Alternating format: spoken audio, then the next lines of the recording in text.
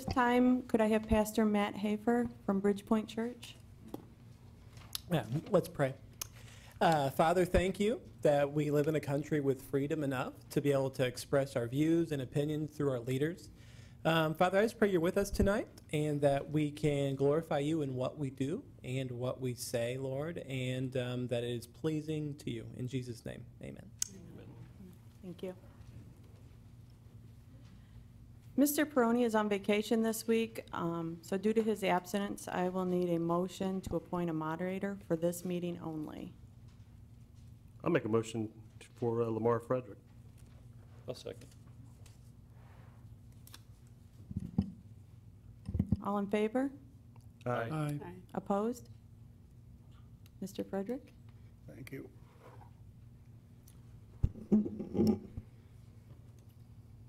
Ladies and gentlemen, the next item on the agenda is approval of the agenda. You have had an opportunity to review the agenda.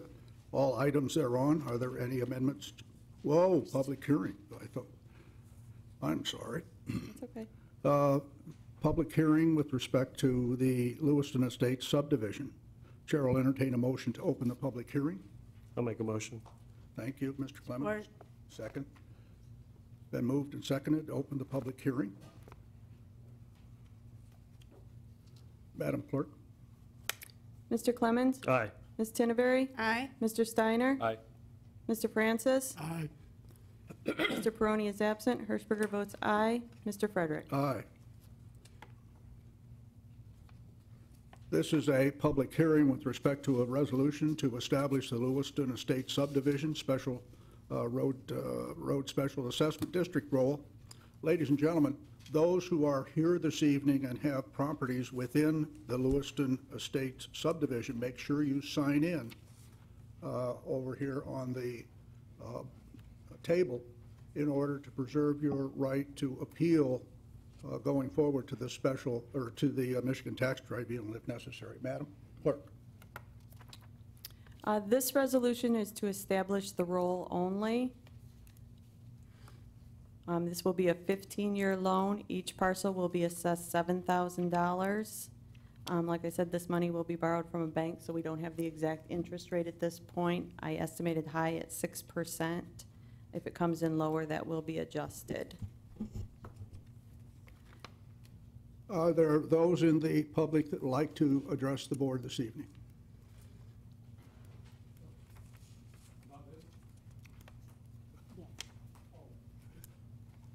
Your name and address, please. Kim Collins, 1054 Oakmont. I understand that all the roads have to have maintenance here and there. Primary roads are number one, local roads are number two, subdivisions are always number three in priority. The thing I don't understand is the roads per mile, there is more taxes generated in subdivision than on local roads.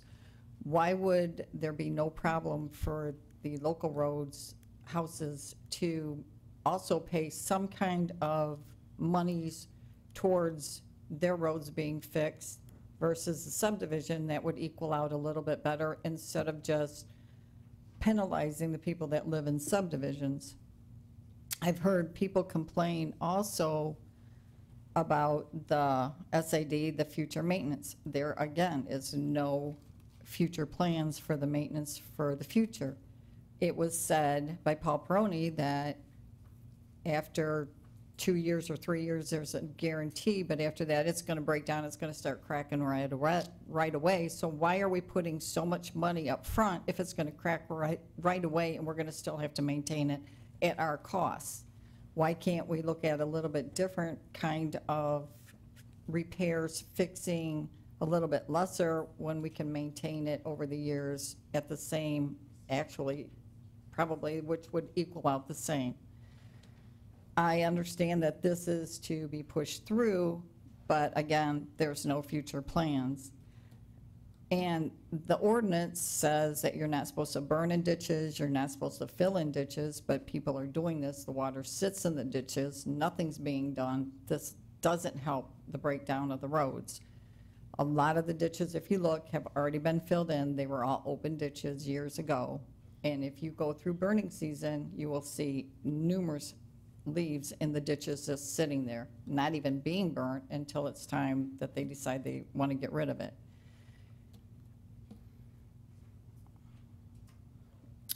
Again, the future, we really need to know what the future plan and what it's going to cost us down the road and what you're going to do. I have never committed to a contract without all the Ts crossed and the Is dotted. I shouldn't be forced to do this. Maybe we should look like Toledo, because Toledo gets their funding, they get garbage pickup, they get better fire departments, better police departments, snow removal, garbage. They get their roads taken care of. If we could do something like Toledo, we're paying a lot of taxes as Toledo does. I have a lot of friends in Toledo, and they're saying that they're getting more for what they get taxed for what I get taxed for mine. Thank you. Thank you. Another one, sir? Are we going to address, excuse me, are we Yes, going to ma'am. address the issues that are, because this is their public hearing, they want to get an answer. Well, I'm going to turn it over to Tom with respect to the tax issue Right. and how the special assessment works. But I didn't know what this gentleman may have similar questions, and we could answer them all. Yeah, that's fine, that's fine. I just wanted to Yeah. make sure that we, during the public hearing, we do give some answers. Absolutely. Mine's not a negative, mine's just a curiosity. Gary Kiplinger, 826, 1090 Ashland Drive. All I'm going to ask is, some people have the thought, we had a little get-together on our block, and they just got a thought about, some think it's going to be filled over those that are not. Are they going to leave the ones that have, like they did in the other place, open and still a ditch? Because my place was already filled over years ago. You know, when whoever built the house originally, they had it done. It was $1,000 back then. And they put a culvert through the front of your house? No, mine was for $1,000. They instead of making a ditch, which they would have left it, Okay. it was $1,000. I was told by a neighbor that said that who had lived there all their life. They said it was only $1,000 for anybody to have that ditch covered and have that tunnel there. Therefore, a lot of the ditches would have never existed if people didn't want to come up with it, because even in '60s, $1,000 is a lot of money on a $43,000 house or something like that. Yeah. That's all. That was just an opinion, because I want to clear it up that the ditches will either stay as remain as they see on your property, or they get covered. So other people, that'll throw that idea out as to, you know, whether it's going to be done or not. Okay, thank you very much. Further comments?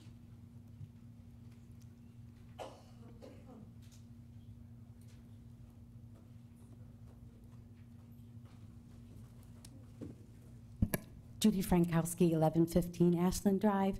I have questions about the appeal. So if you put this through, we can appeal it to the Michigan Tax Tribunal? Is that what that means, Judy? It does. So how, so You what would would have happen to then prove to if them- being like personally, each house or can appeal it? So what would happen then? You can go to the Michigan Tax Tribunal Yeah, go Okay. ahead. and appeal it, but you have to prove that you do not have a benefit from this special assessment district, and the money you've paid is not a benefit to your property. Oh, okay. I wondered That's if what that they meant. would be looking for. Okay. And then I know how what the economy is right now, but is there any chance of, don't everybody yell at me, like to wait to see if the interest rate would go down? I think that's really what's killing us. When you look at the interest rate, and you look at the interest rate that they're doing in Indian Acres, where it's only 3.25%. And I know you obviously don't have control over what a bank charges, but what are the options of waiting a little bit and seeing what happens? Unless you think it'll go more than 6%, I don't know. They're what to saying say it's with going to that. go up, but it's not going to hit 6%. That amount is not going to stay. That's a high estimate. Because I know you said at the first meeting, you thought we could do 3.5 or 3.25. So the 6%. That was if the township could fund it. It's too much money for us to fund, so I had to go out to an outside bank. So like outside of Bedford or outside? No, just Oh, Bedford couldn't finance it, so I had to go to a bank. oh, okay. But I'll go over that and a couple other things. Okay, great. And then do you have bids in yet, or you don't have bids in yet? So how can you pass it if we don't really, like she said, how can you pass something and make it so hard on us, even though we kind of asked for it? Some of us asked for it. How can you do that? How can you make us do something when you don't know the price? I'll go Thank over you, that Mark. too. Okay, great. Go ahead.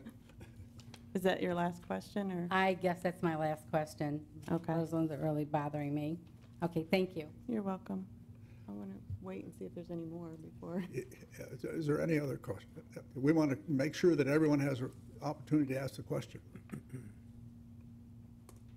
Hello, I'm Pat Galdine, 1184 Ashland Drive.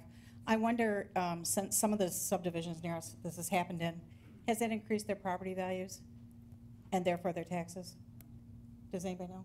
Is that a no? No. Is that a not- yes? Is I that a no? wouldn't expect that to be sufficient to change your taxes. The taxes are based on a totally different process of So it doesn't- evaluation. So it won't matter? And so, just because your road out front is a little better than it used to be, I've not seen that in my experience, but I would think it would not do, Okay. it would I mean, I not know. increase your values. Sure. I But it can- might help you sell your house, only because Correct. there's someone in front looks at the house and says, well, at least I have a good road in front rather than a pothole. I'm also concerned about the maintenance in the future because the maintenance presently isn't very good. So I am concerned about what happens as we go down the road and who's actually responsible for it. Is it the township or is it Monroe County? Because when we asked this question according to stone removal, I don't know if any of you have done this, but we definitely don't get a clear answer or even to fill in the potholes. The answer So- to your question on terms of responsibility, under Act 51 of 1951, which is still around after all these years, all roads outside of villages and cities are the responsibility of the County Road Commission. It is a dedicated road, therefore the responsibility for maintenance, repair, upkeep is the County Road Commission, not the township. Township has no responsibility for roads. Okay. So going forward, it's always been, in my experience, a difficulty getting the road commission to keep up the maintenance because they spend their money and resources on major roads, on primary roads, on local roads, and of course, during the snowstorms, who's the last road to be cleared? The subdivision. So the responsibility for the road still remains with the road commission. Can I just add something to Yes. that? However, the road commission receives absolutely no funds Oh, yeah. because when they get their money from MDOT, it's miles of road and population based on primary and And local. township roads, not subdivision roads. No, So They they get get no nothing. money for that. For that. yeah. It's good to know. My final question is this. I live on Ashland, which is a pass-through road. We all know that. Everybody drives on our road. So my question would be, I'm not really excited about having people drive really fast on a nice, smooth road.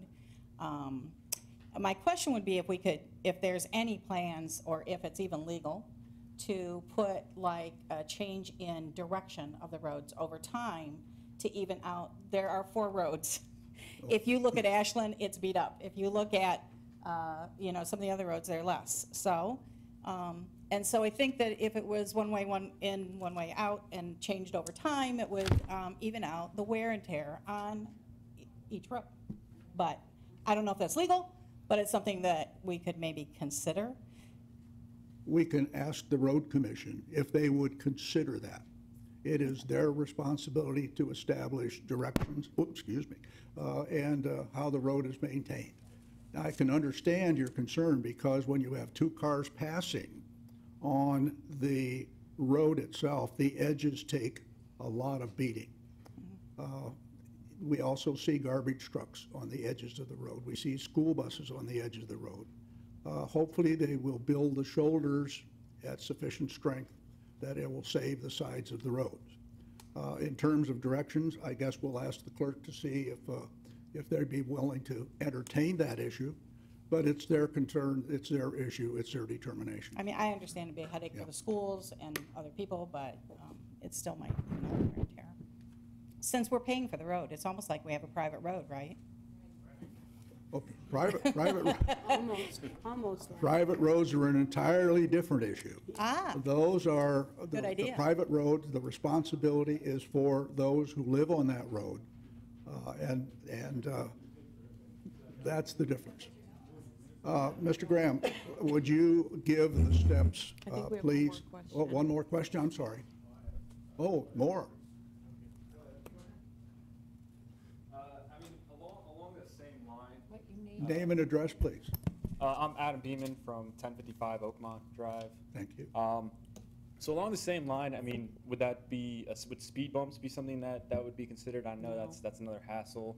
People don't really like that. But if we're really considering the road change options a little more dramatic, maybe a speed bump or so. If we're really, I have seen people fly down some of these roads here. Again, is that the same type of answer for that? Or is that a complete? We've asked that of the road commission, and they refuse to put speed bumps in. That's already been requested? Yes. Not on that subdivision, but on other roads to slow it down. Okay. And their reasoning is the snow plows are gonna tear them up, or they'll tear the plow What up. snow plows? So, All right. So we've already established that's not an option, so I don't think It's that. not an option because they'll put it in your front yard. Okay. I guess I had a couple other questions. Sure, and go maybe ahead, you please. address these later on. First off, are we 100% confirmed on Manikin Smith for the engineering portion? The Manikin Smith is the engineer of record. Okay. So I just wanted to make sure I understood that. Do we have any kind of, I mean, I know we're really in the conceptual phase of it, we're not any further, but looking at, type of asphalt makes a big difference, and if they're gonna go cheap, we're gonna have the same issue. Making sure we have the right grade and that kind of stuff. It would be nice to have, Manikin Smith is committed to doing this, they should have some sort of proposal that we can all look at and at least have that evaluation. I mean, I'm an engineer, it'd be nice to see what they're engineering, because sometimes I've seen projects from Manikin Smith and other places that I'm not too pleased with, and I really wouldn't want the same quality in this situation without at least seeing the proposal ahead of time. So especially when we're right at the approval phase to me is I already have the data I need to make that decision. And right now, all I have is a cost, and that could mean anything. I can answer part of your question with respect to the road. The construction of the road is standard practice. The type of asphalt that is used is standard materials. There are 4 types of asphalt grade, AC 1, 2, 3, 4. And the road commission, because of the way where the road is and the expected traffic, they will design the road for the expected traffic. So if you had 17,000 cars a day on your road, they will design it in one particular way. In as much as it is a subdivision road and you don't expect a lot of traffic, they will design it for that type of traffic. So the asphalt, the stone that's in the asphalt, the underlayment, the base stones, those are all designed for the particular road that is being constructed. And you will, if you want to, they will be glad to tell you what that's all about. Okay, and so You can get that information, yes. all right, where would I get that information from? Well, we have it here ultimately, but I suppose, I guess The I'd ask plans the are on the clerk. website already. Okay. The conceptual plans, I should say, are on the website that they're gonna be using to bid out. The actual bid package itself, I don't have yet, because the road commission won't construct that. But as soon as they do, they send it to me, and I'll put that on the website. The website I keep updated with updates and information I receive both from the road commission and the engineers. Okay, and that website, just the township website? Okay. Yes. Yes. All right. I guess just a couple other minor questions. We talked about that percentage for the loan and how the reason we were at a higher percentage was due to the fact that the township could not finance it. Is there any possibility, and I'm just throwing this out there, of some sort of partial financing between the two so that we could kind of reduce that percentage, that interest, or is that When, not an option? when I get into that, I'll explain Okay. all the options that you'll have.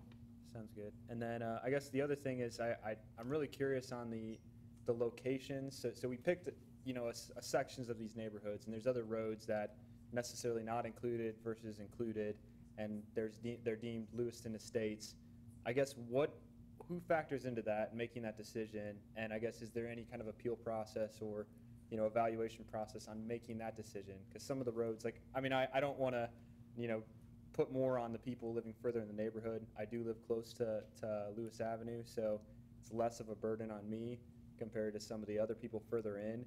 But it would be nice to know, why do we have to make all of this Lewiston Estates? Is there certain people making those decisions, and how do we evaluate that or appeal it? Madam Clerk? The petitioner tells us Okay. what roads they want to include. We don't make that decision at all. So there's, that's, I don't know, I see this, the petitioner makes the decision, and then we get 80% or whatever, don't remember what the percentage was, approval, but it seems like you should get a certain amount of approval before your house is included in that list. I mean, if you're benefiting from it, you're kind of included anyways, but it seems like if there's a section of the neighborhood that's really good in the middle of that, they should be able to write off that I don't want to be included in this, none of these neighbors want to be included in this, we're out of this Lewiston Estates section. Seems like something that should be fair in that portion. The SADs are done, we don't go to the people, they come to us. They tell us, I want this road, this road, this road in the SAD. We give them a petition. If there's 51% or higher that sign in that area that they wanted, then it goes forward. Gotcha. All right, that was it? Thank you. Yes, ma'am.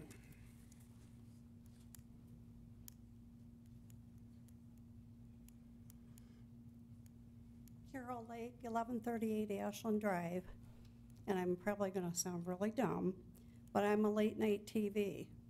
And the other night, there was a program on, and they were Starbucks, and all of them are getting rid of plastic straws. The one guy was talking about them turning them into doing roads. Does anybody know anything about that? I've seen accommodations where wherever you can get plastic, they try to turn it into plasticized asphalt. I have seen where they use ground up glass from bottles instead of stone.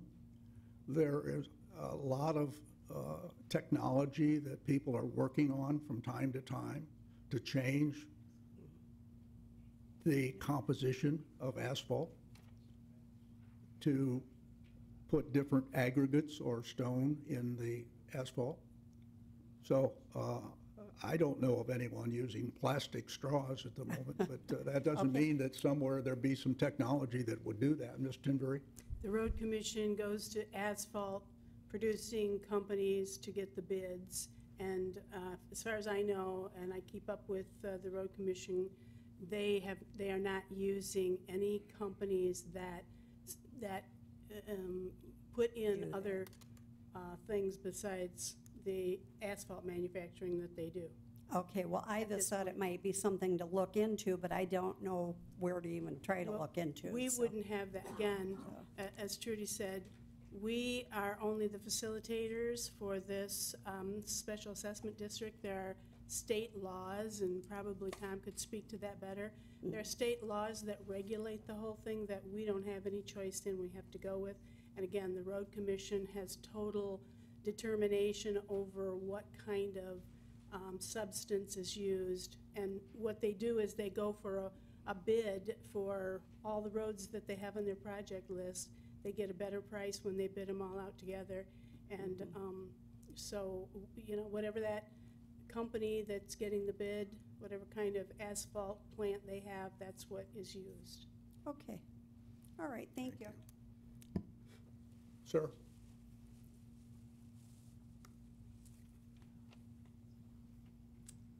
Hi, my name is Mel Galdine. I live at 1184 Ashland Drive, and I have a couple questions. First, the way the roads are taken care of, especially in the wintertime, we're happy to see winter because of the potholes fill with snow and slush, and they're smoother than what they are in the summertime. That's ridiculous. They don't get scraped, so we just do it. If they don't get scraped, what makes the difference if we maintain our own roads? Can we make it a gated community if we pay for our own roads?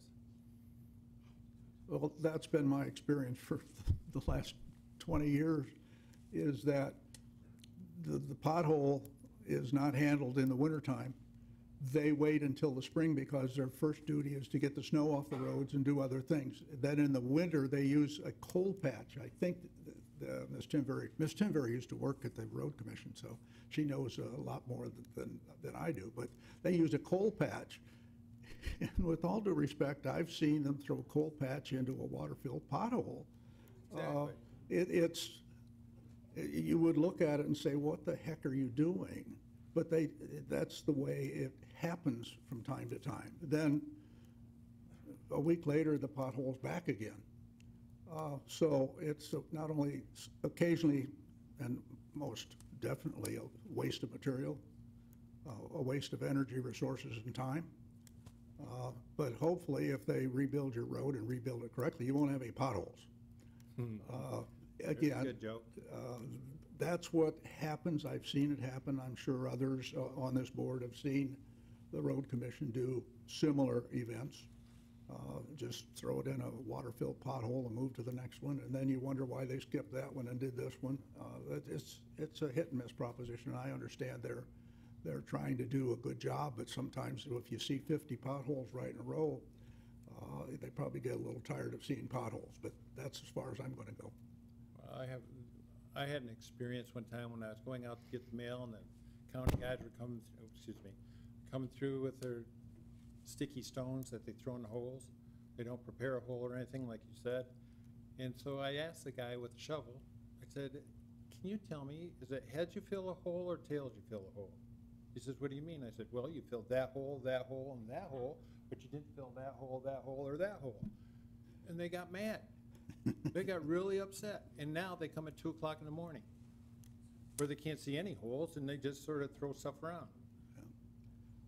Well, I can't speak for them and how they schedule and how they work and how they do this. I'm sure that if we ask each person sitting here in the audience tonight, any member of the board, they'll have 3 or 4 stories to tell.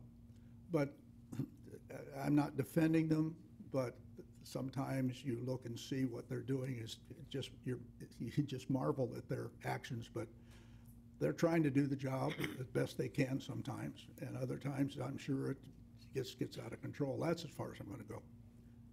Okay. Dan, Yes, sir. Can we turn this roads back to stone at least? People respected stones, and you could come by with a grader and fill the holes for a small amount occasionally. Now, we get holes and they're there. Yeah, the answer to that is every road that exists could be returned to stone. That's really not the direction to go. Okay. Stone roads in the end turn out to be mud roads. Mud roads turn out to be dust roads. It's not the direction to go. Even semi-pot-filled road with macadam or asphalt is better than a dirt road or a stone road, generally. Then my next question is, are they going to clean or whatever they have to do to the drains to drain the water off the roads so that the roads will last longer? Generally speaking, when they design the road, they will work on the shoulders and work for drainage. Without drainage, water is the death of a road. And so they're interested in making sure that if they're going to rebuild the road, they will work on the shoulders and they will work on drainage. A few years ago, they went down Ashland, I know, and tried to cut into the shoulders to help drainage. And about every 15 feet, somebody's irrigation pump went right up in the air. It was a kind of an interesting affair. They didn't know it, but they were taking up people's irrigation as they were trying to clear that. At that time. So yes, they will design, that will be part of the design of the road, is to assure that if there is drainage. And are we going to get more or better law enforcement in that area? Because right now, people go down our road, it's supposed to be 25. That's just a suggestion, it's not a speed limit. People go 40, 50 miles an hour, they get to the stop sign, slightly slow and keep going. They never stop at the stop sign. Not all, but some. Well, the answer to And that I is have I'll two talk to the grandchildren that supervisor and ride ask their him to bikes on have that road, and have they're them over not there. safe. Yeah, I will ask the supervisor to have the deputies set up some patrols over there so that they can, Well, I've asked the deputies to come. They laugh. I can't help that. I understand, but I'll ask the supervisor to do that. So what you want to do is make a drag strip with no way to monitor it and no way to maintain it, and we're going to be happy. Well, I don't know about the drag strip issue, but we'll Trust ask the me. supervisor to set up a patrol of the deputies over on those roads to control or to minimize that kind of speeding. We'll ask the supervisor to do that. It doesn't work. Tonight, I was very close to having an accident going across Spring Street because somebody coming from the Lewis Avenue direction just saw the stop sign, thought it was a suggestion, they just went right through. I had to hit the brakes not to hit him. And I didn't have a stop sign to worry about. This is getting crazy, and it's in our neighborhood all over, and I want to know if it can be remedied. I don't want drag strips through there with people just having fun. Well, I can't address that tonight, but I certainly ask the supervisor to look into that along with the local sheriff department. Thank you. Anyone else? Yep. Sir? Wait, you can come back up again. Okay. But, sir, the public hearing is up here. Thank you. Go ahead, please.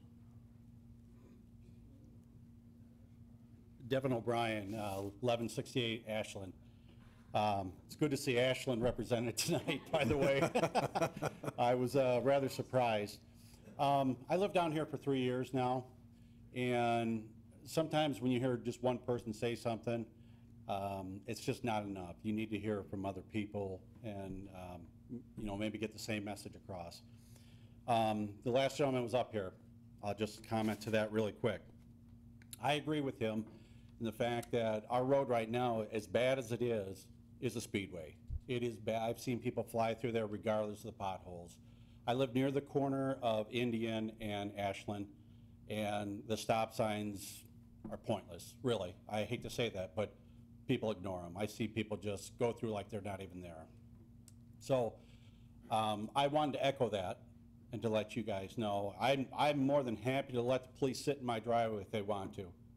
I'd be more than happy to let them do that just so they can see that. Going back to the road and the repair on that, I'd like to see something nice. Now, west of where we're at, I don't know when that was done. That's a nice road. And I don't know how much traffic they get down there. Obviously, the rest of it must flow over there to Jackman.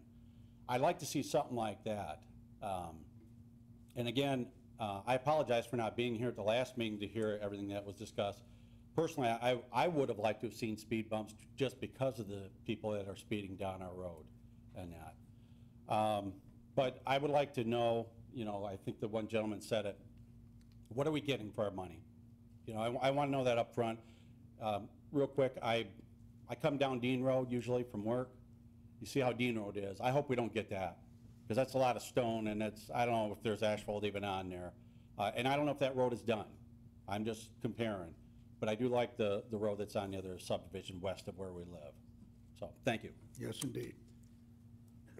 Further comments from the public? Forgot something, huh? Just one more question.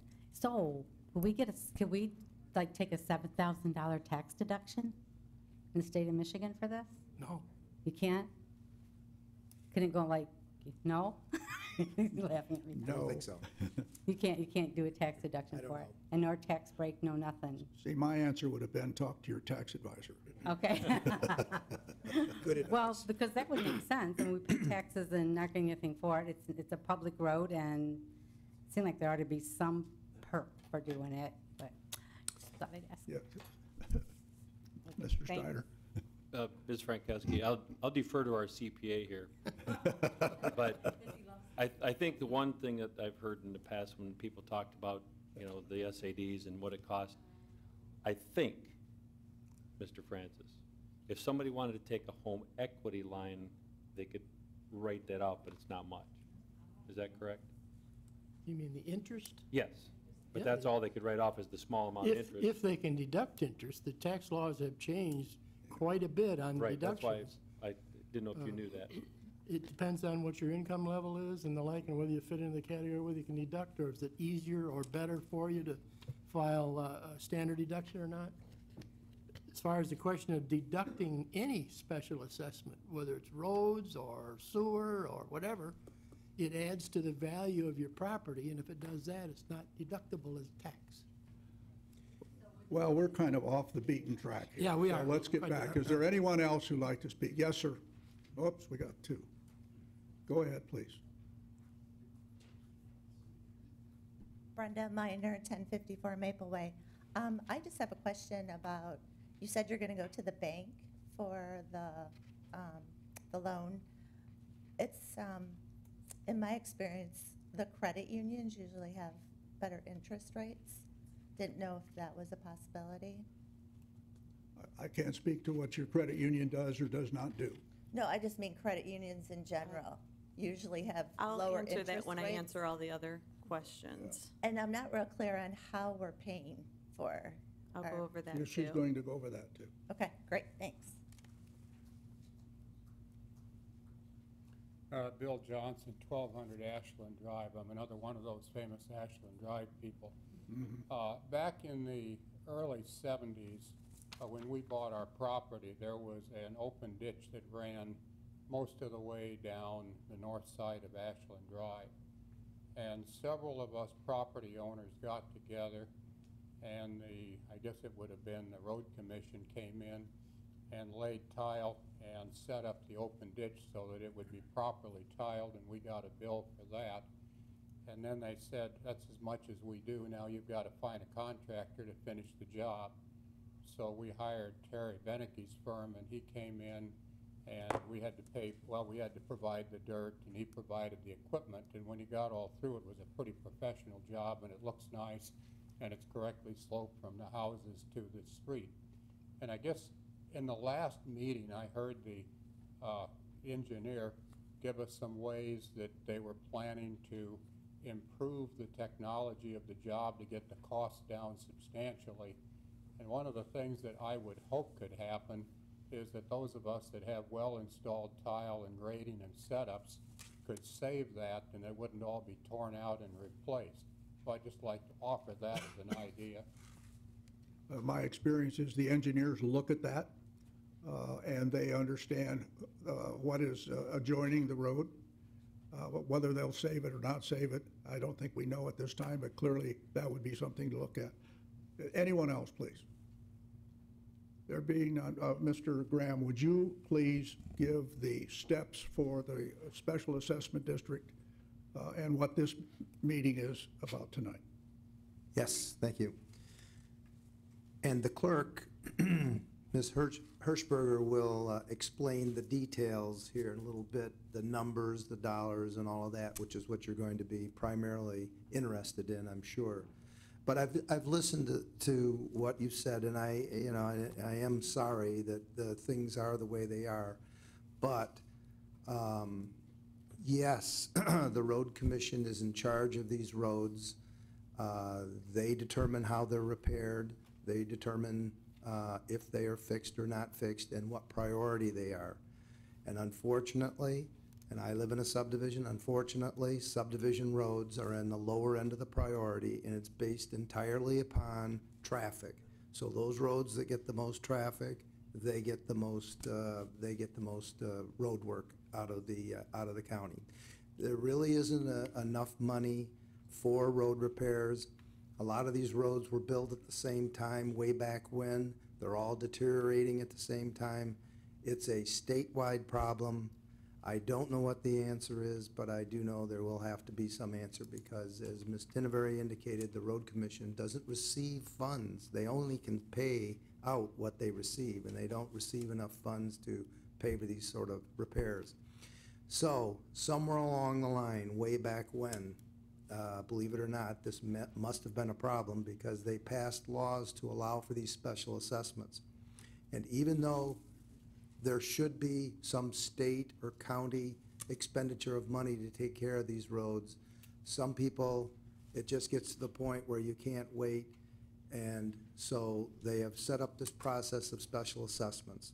Now, there are two ways for special assessments for these roads to go forward. One is that the township would initiate it on its own, and the other is when it's initiated by a petition by the people that are affected. This community primarily, and I think rightfully so, moves forward only on petitions that are, for the most part, petitions that are filed by the people, the property owners. And so that is what starts the process. In other words, the process isn't started by the township, it is started by the people who live in the neighborhood. And I would say that we wouldn't be getting to this point, which is the second or one of the final parts of the process, where we are establishing the role. Establishing the role means how much is going to be assessed, or let's say no more than will be assessed against the properties.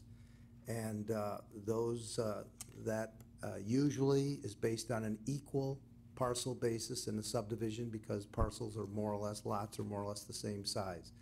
And so to get to this point, there must have been a majority of your neighbors that were in favor of this to get this far.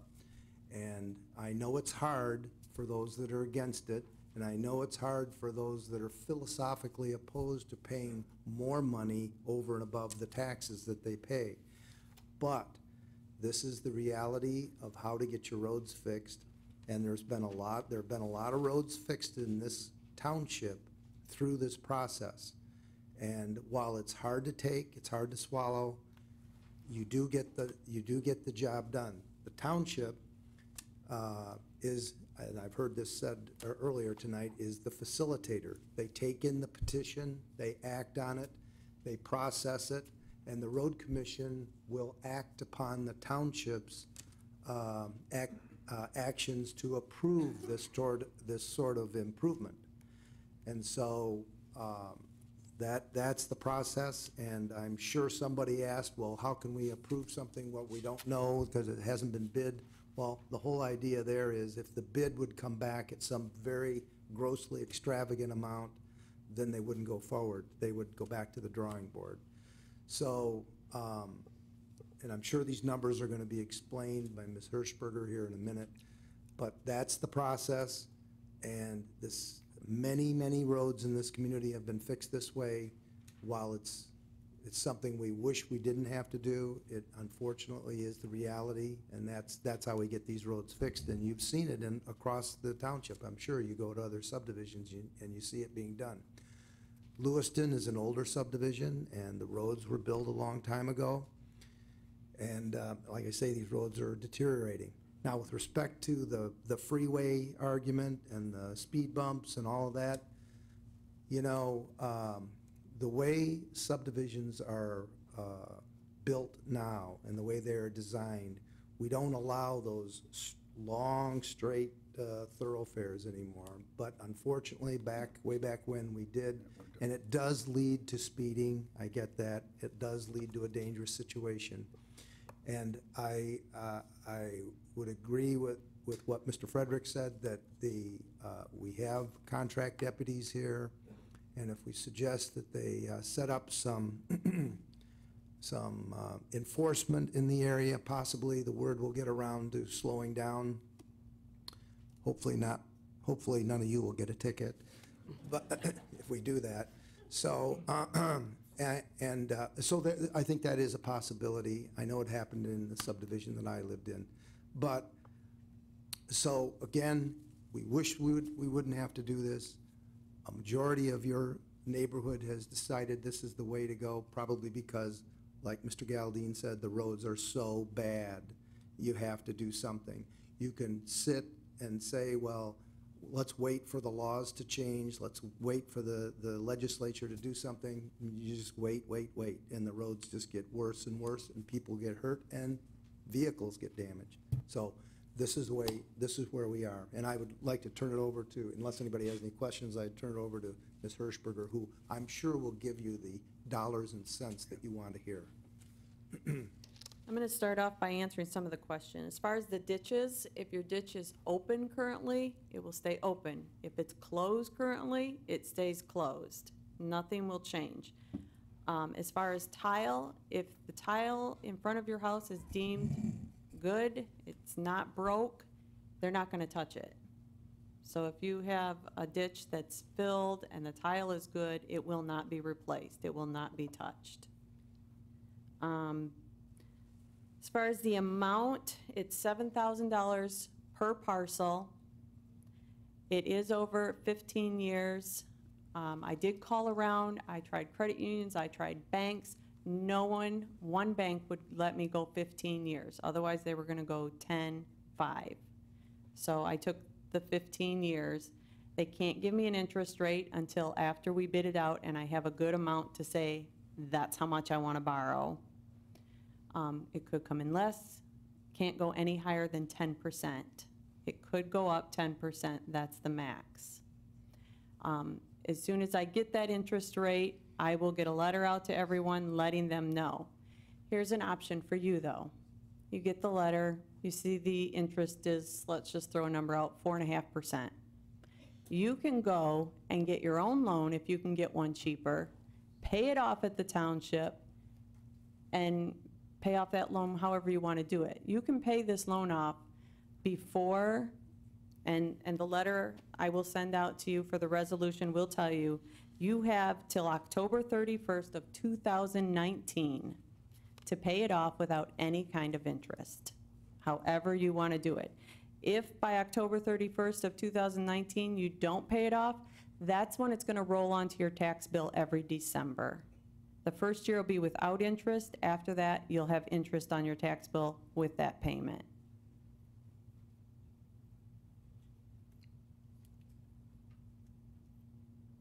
And like I said, I'll be sending out a copy of this resolution we're approving, which has all this information on it about paying it off and dates and such. And then when I do go to the bank and I get these amounts, I'll send you another letter. You'll be getting so many letters from me, I'll be driving you nuts. But that's how I try and get information out to you. I'll also update our website. Our website, if you go to our township website, under residents, scroll all the way to the bottom of that column, it says special assessment districts. I keep them updated. Every time I have something from our engineer or the road commission, I put it on that site so that you guys can stay up to date. So as soon as I have something, you'll have something. Let me see if I... as far as future plans, this board already approved a seal crack for the SADs that were done in the past. I hope that we're able to continue that. That is something that we're looking at in our plans to continue to help the residents who help themselves keep these roads up. I think what Mr. Peroni was referring to are sometimes roads will go out and they'll just get a top seal coat, and that's on their own, and I think that is a minimal amount if the residents want to do that. That's not something you have to do, but he's trying to get people interested in, you know, maintaining roads and such, because I'm sure you don't want to pay a large cost again. The township can't pay that amount, so it was just something he was trying to have people just think about.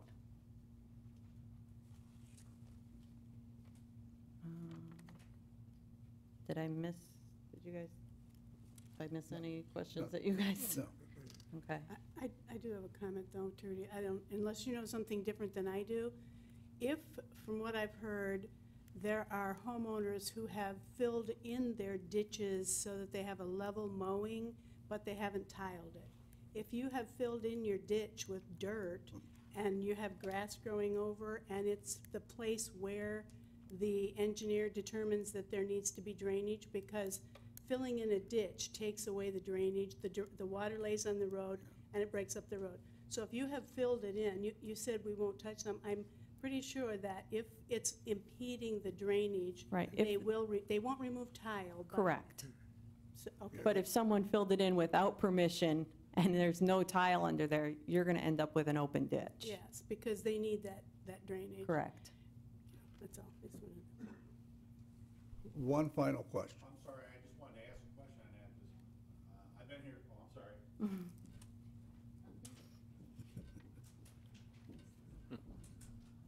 I'm sorry, Devin, do I need, okay, I didn't know if I needed to repeat. I've been here 3 years, and that was never mentioned to me, so my property is covered. So what you're saying is, I may take a hit if somebody did that before me? If they determine that's where the drainage needs to be. If it's been filled in and is preventing the drainage, because it's all, I'm not an engineer, but it's all scaled at a certain flow down to where the next little creek is, and I mean, all this water has to go somewhere. That's why we have catch basins and stormwater drain up. And if someone has filled that in and it causes water to lay on the road or on your neighbor's property, they're gonna make it a drainage area like it's supposed to be. Right, that part's understood. What am I looking at if that's the case, that I have to pay for that? No, they would just open the ditch. Okay, I'm sorry, you're right. It's part of the overall cost. Yeah, they'll just open the ditch That up, will be that's all. part, that will be part of the design of the street improvement.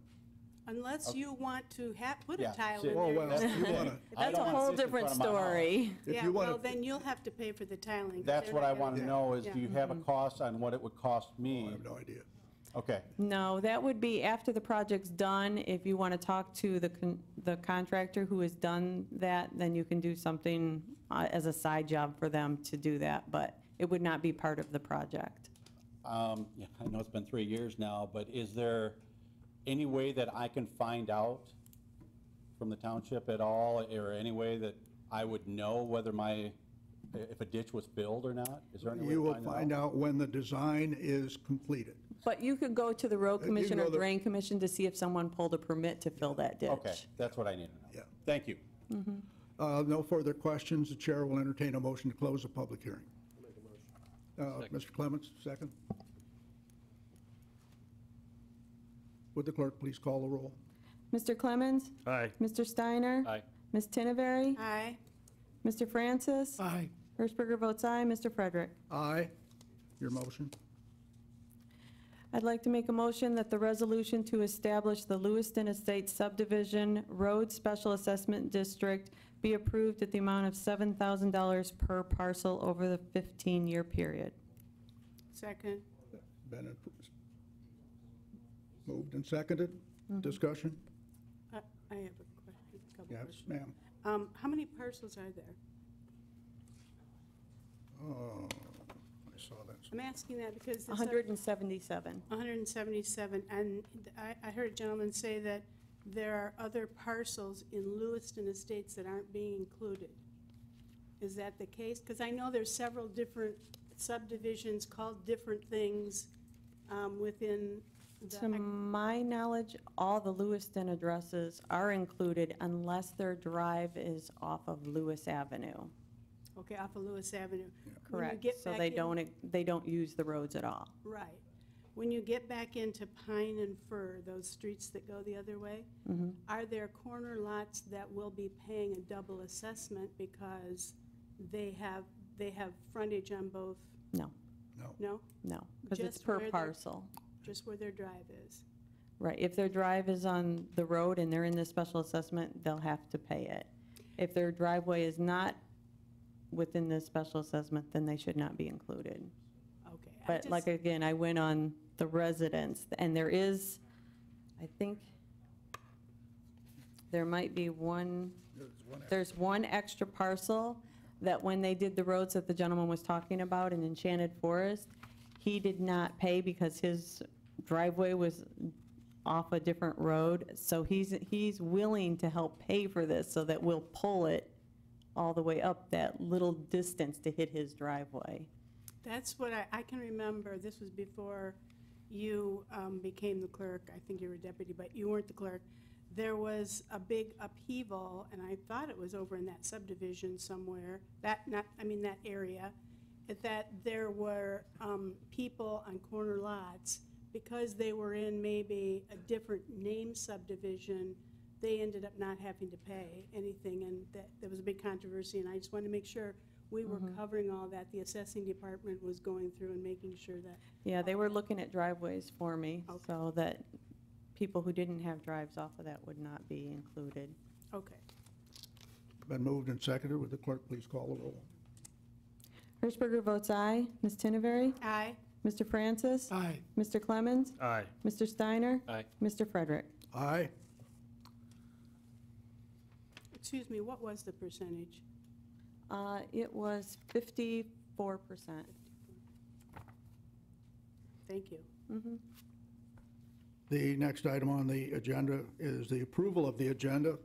Ladies and gentlemen, you've had an opportunity to review the agenda. Oh, we'll take a minute while Ashland leaves.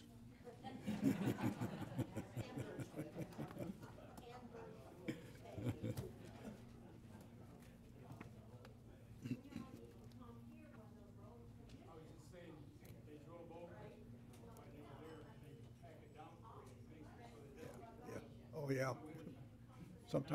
Sometimes they do. Yeah, okay. Thank you. That's how you help maintain them. As I said earlier, you've had an opportunity to review all items on the agenda. Are there any modification, changes, or amendments thereto?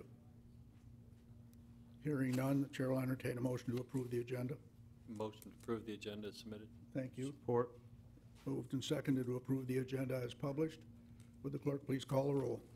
Mr. Steiner? Aye. Mr. Clemens? Aye. Mr. Francis? Aye. Ms. Tinnevery? Aye. Hertzberger votes aye. Mr. Frederick? Aye. Next item on the agenda is the consent agenda. The items are listed as the committee recommends the full board to approve and place and file the minutes of the July 3rd, 2018 regular meeting of the Bedford Township Board. Committee recommends the full board accept and place on file the general savings, pool funds, and CD reports from the treasurer. The committee recommends to the full board to approve and place on file the revenue expense report and balance sheet for the period ending June 30, 2018. The committee recommends the full board to change Greg Lascala from alternate member of the Communications Media Commission to a full member with a term ending 12/31/2018. Chair will entertain a motion to approve the consent agenda as approved. I'll make a motion. Second. Been moved and seconded to approve the consent agenda. Would the clerk please call the roll? Mr. Clemens? Aye. Mr. Steiner? Aye. Mrs. Tinnevery? Aye. Mr. Francis? Aye. Hertzberger votes aye. Mr. Frederick? Aye.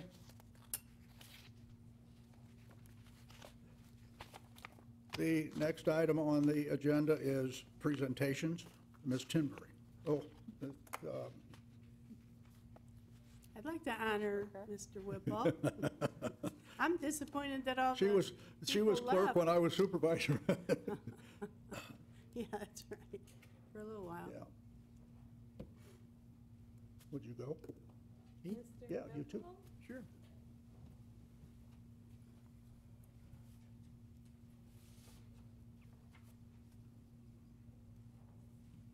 Where would you like to stand? You can't have your back to the camera.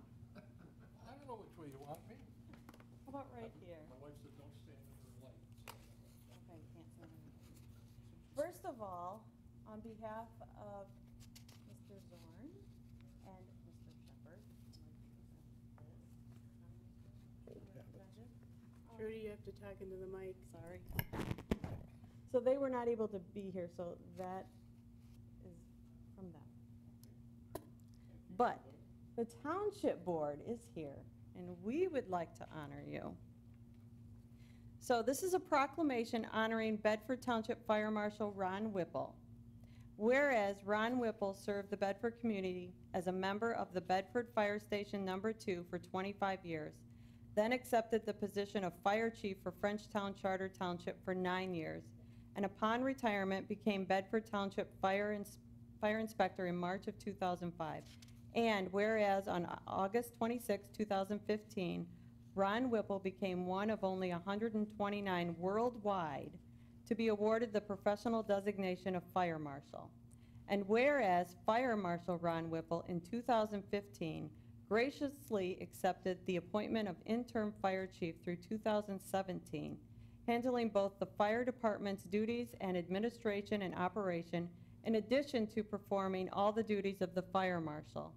And whereas Fire Marshal Ron Whipple has chosen June 29, 2018, to retire from the Bedford Fire Department to enjoy time with his wife Kathy, family, and their Great Danes.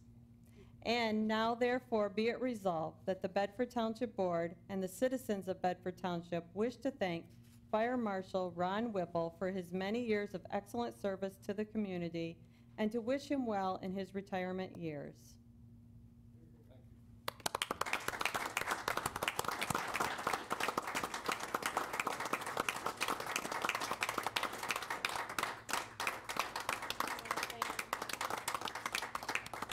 I'd just like to thank the board for their support over the years. Most of you weren't even, probably some of you were born when I first started, but Lamar would have been for sure. But again, thank you for your support. Thank the citizens of Bedford Township, Mrs. Keene, for all your support. And again, thank you very much. I already miss it, so I'll be hanging around some. Thank you very much.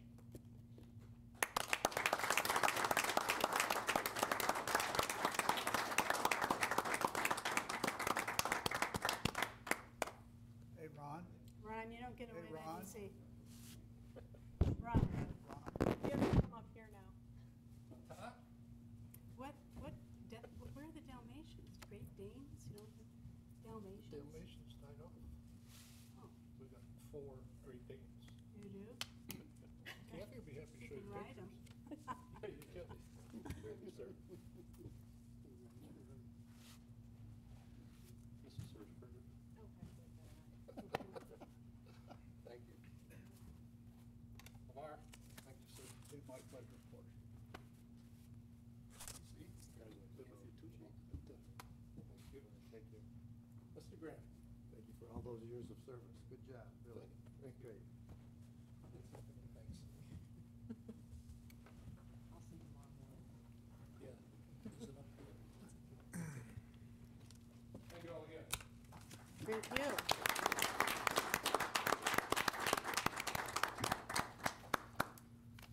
We'll just speed up because my wife has nice sleep for 24 hours and just fall asleep here and there.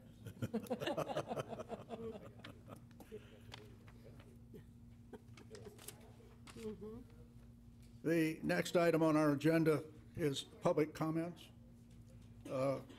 The comments on board agenda items only. You are limited to 2 minutes. Is there public comment?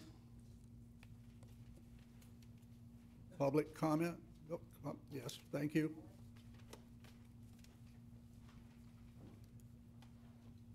John Krykoff, 10212 Jackman Road, Temperance. First off, I'd like to give deep thanks to Supervisor Paul Peroni and my neighbor farmer, Tim Hayes. Tim Hayes stepped up when damage occurred on 2/10 of Jackman Road, 2015 paved section between Erie and Sumeria roads. And he turned in the insurance right away with that damage claim. It was very cooperative, and our supervisor, who's not here tonight, was very quick to notice and called me, and he started the ball rolling, and I give him high praise for that. And I'm here to support the emergency chip seal item C that's listed in your new business later on, and I hope and sincerely believe that you will pass such an emergency resolution, because the damage done is severe and would cause very deep damage over winter if unfixed before the winter sets in. And it is 3 years since pavement, and there are stress cracks throughout the whole mile. I walk it quite a bit, and it does need a chip seal, and I think it's proactive. And I'm told that the insurance money, if not used for this purpose, would simply sit in the road commission coffers for some period of time before it could get done, and waste would occur because it would not be used. So I strongly urge you to pass that resolution here tonight. Thank you. Thank you. Further public comment? Gail Kane, 1056 West Temperance. With all due respect to the girl who takes the minutes, in your minutes, last meeting, I asked that we get posted onto the website those meetings that aren't normal, so it would be like the open meetings, say the Lewis Avenue Corridor meeting or the cable meeting, if we could have those posted on the website so that people aren't having to come every day. It says township meetings in the minutes, so I wanted to make sure it's not the actual township meetings, it's those meetings that require people to come in on a daily basis and check the bulletin board. The other thing is regarding item 8F, between the road issue and then the damage to the maintenance garage, what is the normal process that the township follows when damage like that occurs? And I just was curious as to how they deal with that, and was that normal process followed when that damage occurred to that maintenance garage, like the road? You know, exactly how do you go about dealing with those things? And that's it. Thanks. Thank you. Further public comment? Further public comment? Further public comment? There being none, we'll move to the next item. Request for approval of resolution amending the 2017-18 Special Revenue Funds budget.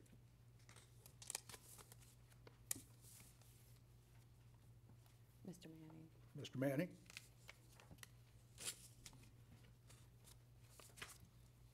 Good evening. There's 3 funds that have to be amended. 2 are for engineering fees that had been captured in the general fund, and we're moving them to the correct SAD areas. And the other one is for the closure of the EDC fund, Economic Development Corporate Fund. This was reviewed at one of the budget meetings, and I'm following up on that and closing that fund out. Any questions? Any questions of Mr. Manning? There being none, Chair will entertain a motion. Mr. Chairman? Sir? I move that this board adopt the resolution to amend the 2017-2018 Special Revenue Funds amended budget. Second. Been moved and seconded. Discussion. I don't have any question. Yes, ma'am. I mean, Yes, ma'am. this is all fine.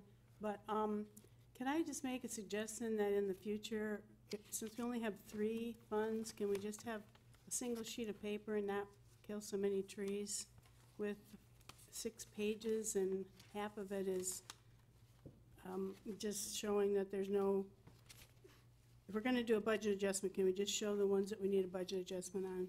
Just a suggestion. Very well. We'll see if we can accommodate that. Further discussion?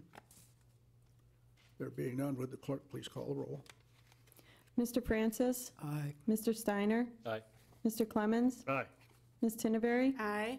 Hirschberger votes aye. Mr. Frederick? Aye, and the motion's carried. Next item is a request for approval of Ringo and Associate proposal for auditing services. Madam Clerk. Mr. Manning. Mr. Manning.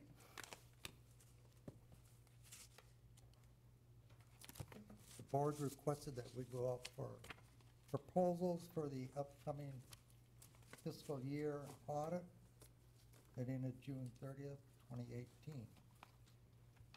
This request was published in newspapers and on the township website. We received 3 proposals. One from Ringo and Associates, one from Clark Schaefer Hackett, and another, Yo and Yo. Reviewed these proposals, and it's my recommendation that we go with Ringo and Associates at a cost of $22,000. There's a representative here tonight from Ringo and Associates, if any of the board members had any questions regarding this proposal. Questions of Mr. Manning? Questions from the board members? Mr. I have a couple questions. Dave, I called you and seek clarification based on some concerns I had. I think the fundamental question that still looms for me is why specifically is Ringo and Associates the firm from a substantive service providing standpoint as opposed to just a bid number standpoint, please? Why? My recommendation was based on prior history, based on audits that they have performed within the state of Michigan, based on townships that they have audited. That was my basis for choosing Ringo. Okay. Well, the reason why I ask is, and I'll circle back to the IT conversation this board dealt with about 8 months ago, where we were faced with 2 bids. In this case, Ringo and Associates bid is $22,000. The low bid supplied was $14,750. And my concern was when we talked, and it remains tonight, that I absolutely at every turn believe that we should try to support local. But at the exact same time, I have a responsibility to my neighbors to not spend 60% more of their money just because it's local. And I've yet to hear enough reason to justify why that money is beneficial and would rule out any of the other bidders in the process. Can you give me that? Clark, Schaefer, and Hackett bid at $14,750.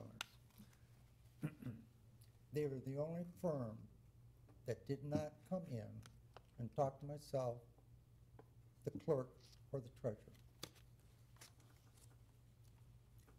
They have never audited a Michigan township. They have no footprint in the state of Michigan. I talked to one of the associates today. Every year, they come in to help the treasurer establish sewer rates for the upcoming period. And they said they would do that, but it would be additional cost.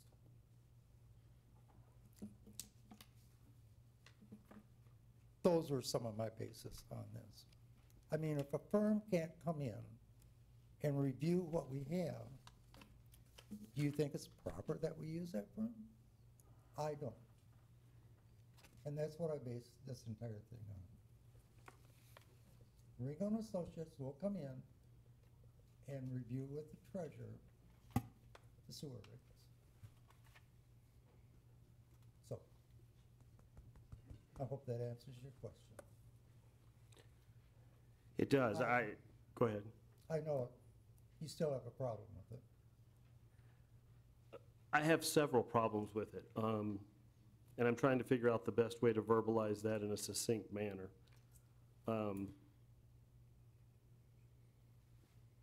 I'll let some of the other board members ask questions. Let me circle back. Ms. Timpery. Well, I don't know. We define problem differently. I think that that I am concerned about quite a bit of this proposal. It's no secret to anyone that I like to have the information and make my own decision. It's nice that you want to make a recommendation, but I am not about to take anyone's recommendation without having seen every bit of information that came in. And I'm a little concerned that I was only given one of the proposals and had no opportunity to look at the other ones. I'm not saying there's anything wrong with your appraisal. I just, you know, I see things through different eyes many times, and so I like to make my own assessment. So I was a little concerned that I wasn't given anything except one. I too have a problem, no, I don't want to say problem, I do have a concern of why we wouldn't be going with the 14.75 for the 1 year to understand what, I mean, if there was a problem, then we would not make, you know, have a contract with them in future years. You said that they didn't come in. I think that that's a good thing. Everything you needed should have been in your RFP, and I wouldn't want anyone to come in and have a conversation with you and come up with deals that may be made that this board didn't agree to. So I think it's unethical to set up meetings and have people come in and meet with an employee prior to the board having seen any of it. That's just my own opinion. And so you said Clark and Schaefer and Hackett would charge more. Are they going to charge $8,000 to come in and meet? I have no idea what they're going to charge. Well, And I do not logically. like your statement.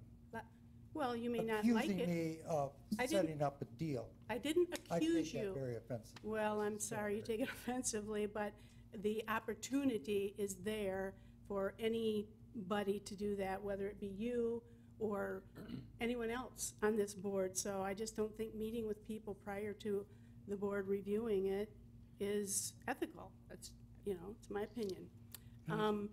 Anyway, you know, of course you don't know what they would charge, but it doesn't seem reasonable to expect that they would charge $8,000 to come in and meet. I have no idea what they would charge. No, I didn't say you did. I said it doesn't seem reasonable to determine that the difference of $8,000 would be, I'm going to finish my opinion here, David, and so, Okay, go you ahead. know, you may not like it, but I feel a responsibility to the taxpayers to make my statements. You said in your memo, you said, after reviewing, this is under Clark, Shaver, and Hackett, of which, again, I didn't get to see any of it. I'm just going by what you say here.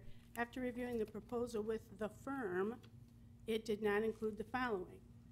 And then you say this firm did not call or visit or determine. Well, what are you saying? After reviewing the proposal with the firm, you mean, did you review it with the firm? No, I called and asked.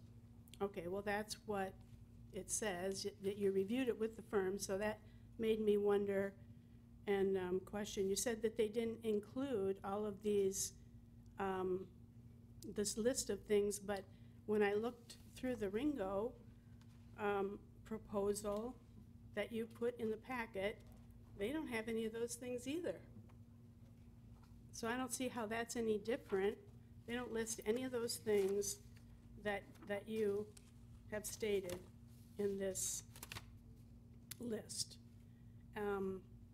So it confused me. I don't see how you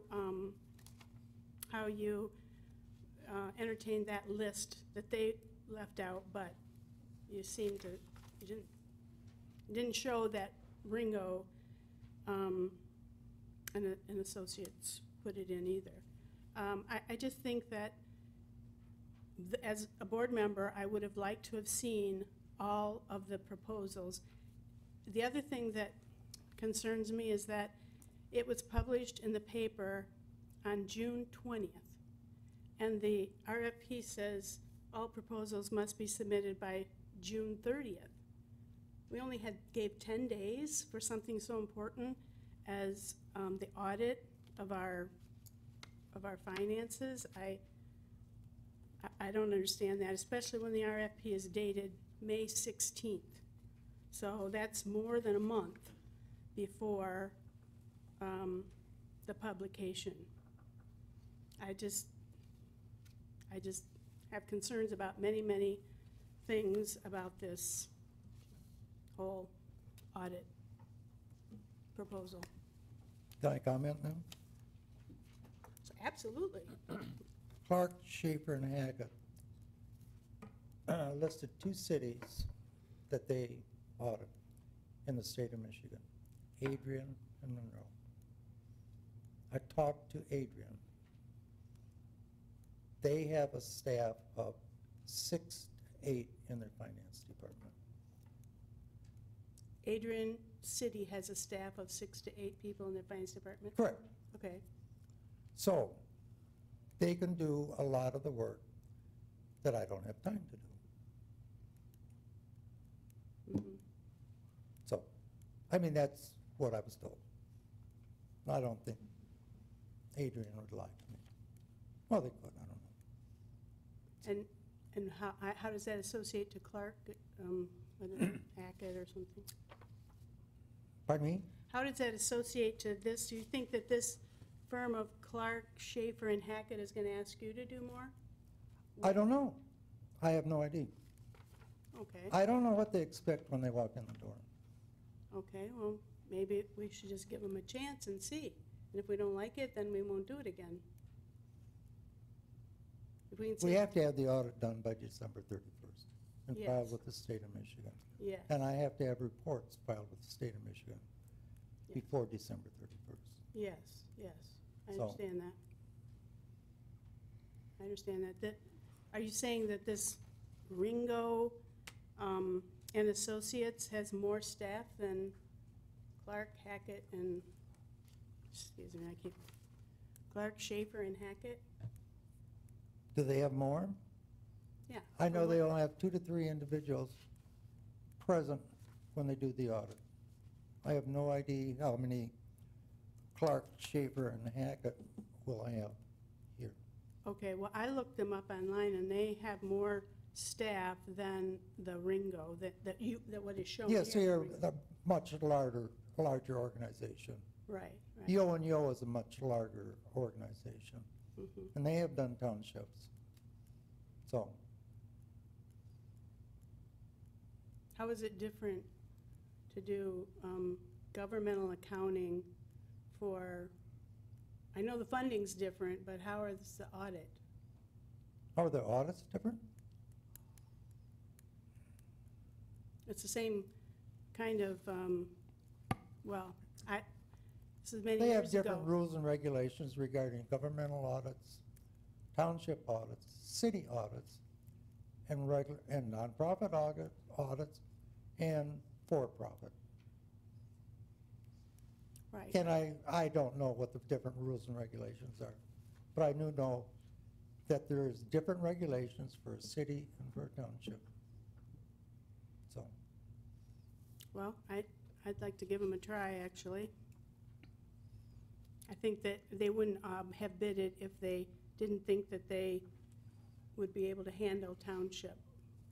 I don't know what they've done, I don't know. actually. I don't know, because they have not audited a township in the state of Michigan. It doesn't mean they can't, though. Oh, I agree with you. It doesn't mean they can't, but they haven't. Mhm. So do you want to be the first? Yeah, I do. For $8,000, I do. Pardon me? For $8,000, I do want to be the first. I'll take that chance. Let me ask you this question. It has nothing to do with the audit. You have to go in for an operation. One doctor's going to charge you $10,000, who's done several of them. And a doctor who's never done one before in his life, but he's read about it in books, will only charge you $5,000. Which one are you going to choose? Well, I don't think that's going to determine Well, which one. that's all I have to say, so. If you would like, the representative from Ringo and Associates is here, if you want to ask them any question, or about their bid. Mr. Steiner. David, just the semantics piece. Of course, the first line said, after reviewing the proposal with the firm.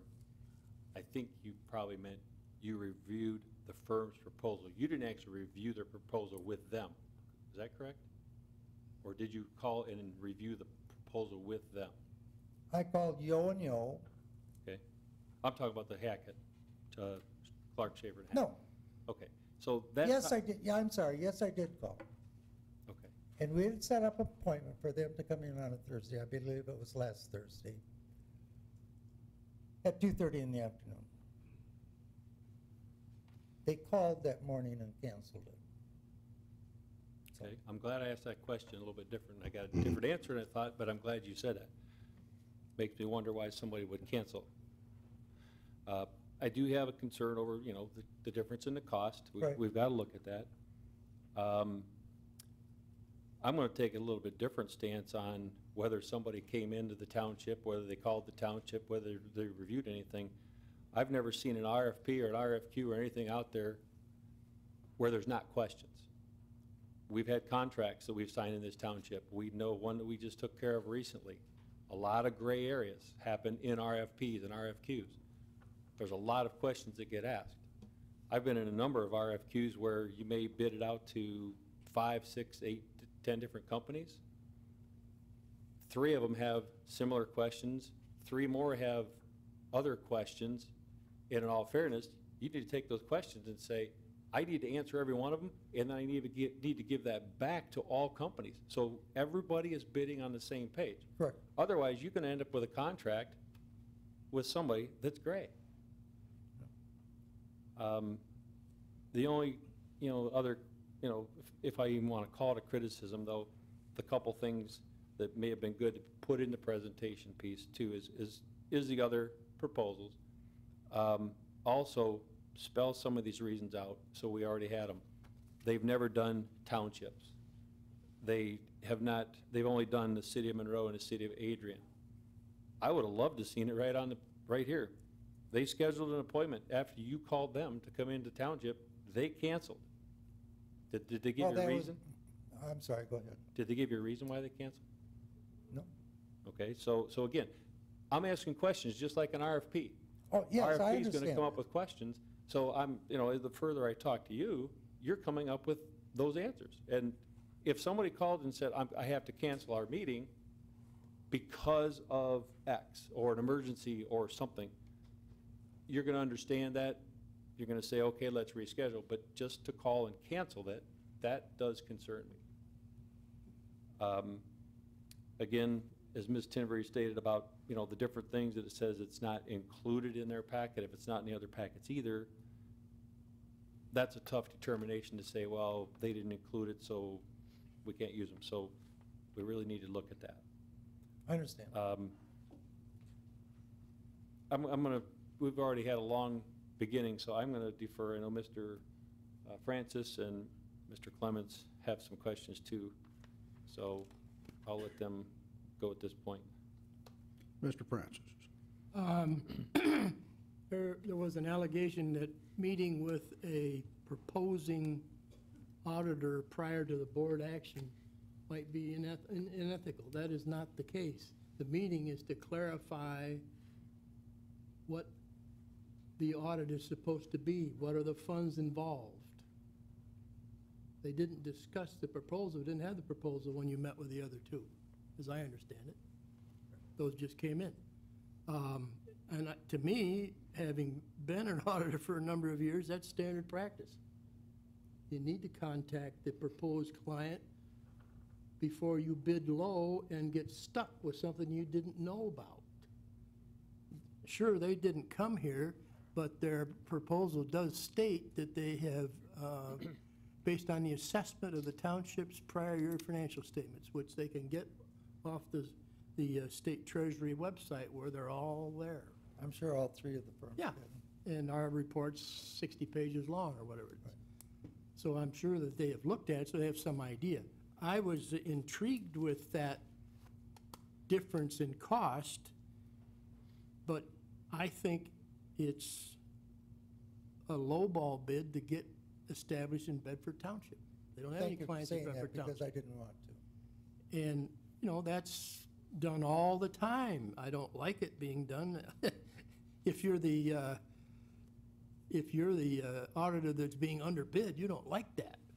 But it's done all the time, and it's not illegal. It might be, you know, a little not wanted, but I don't think it's illegal.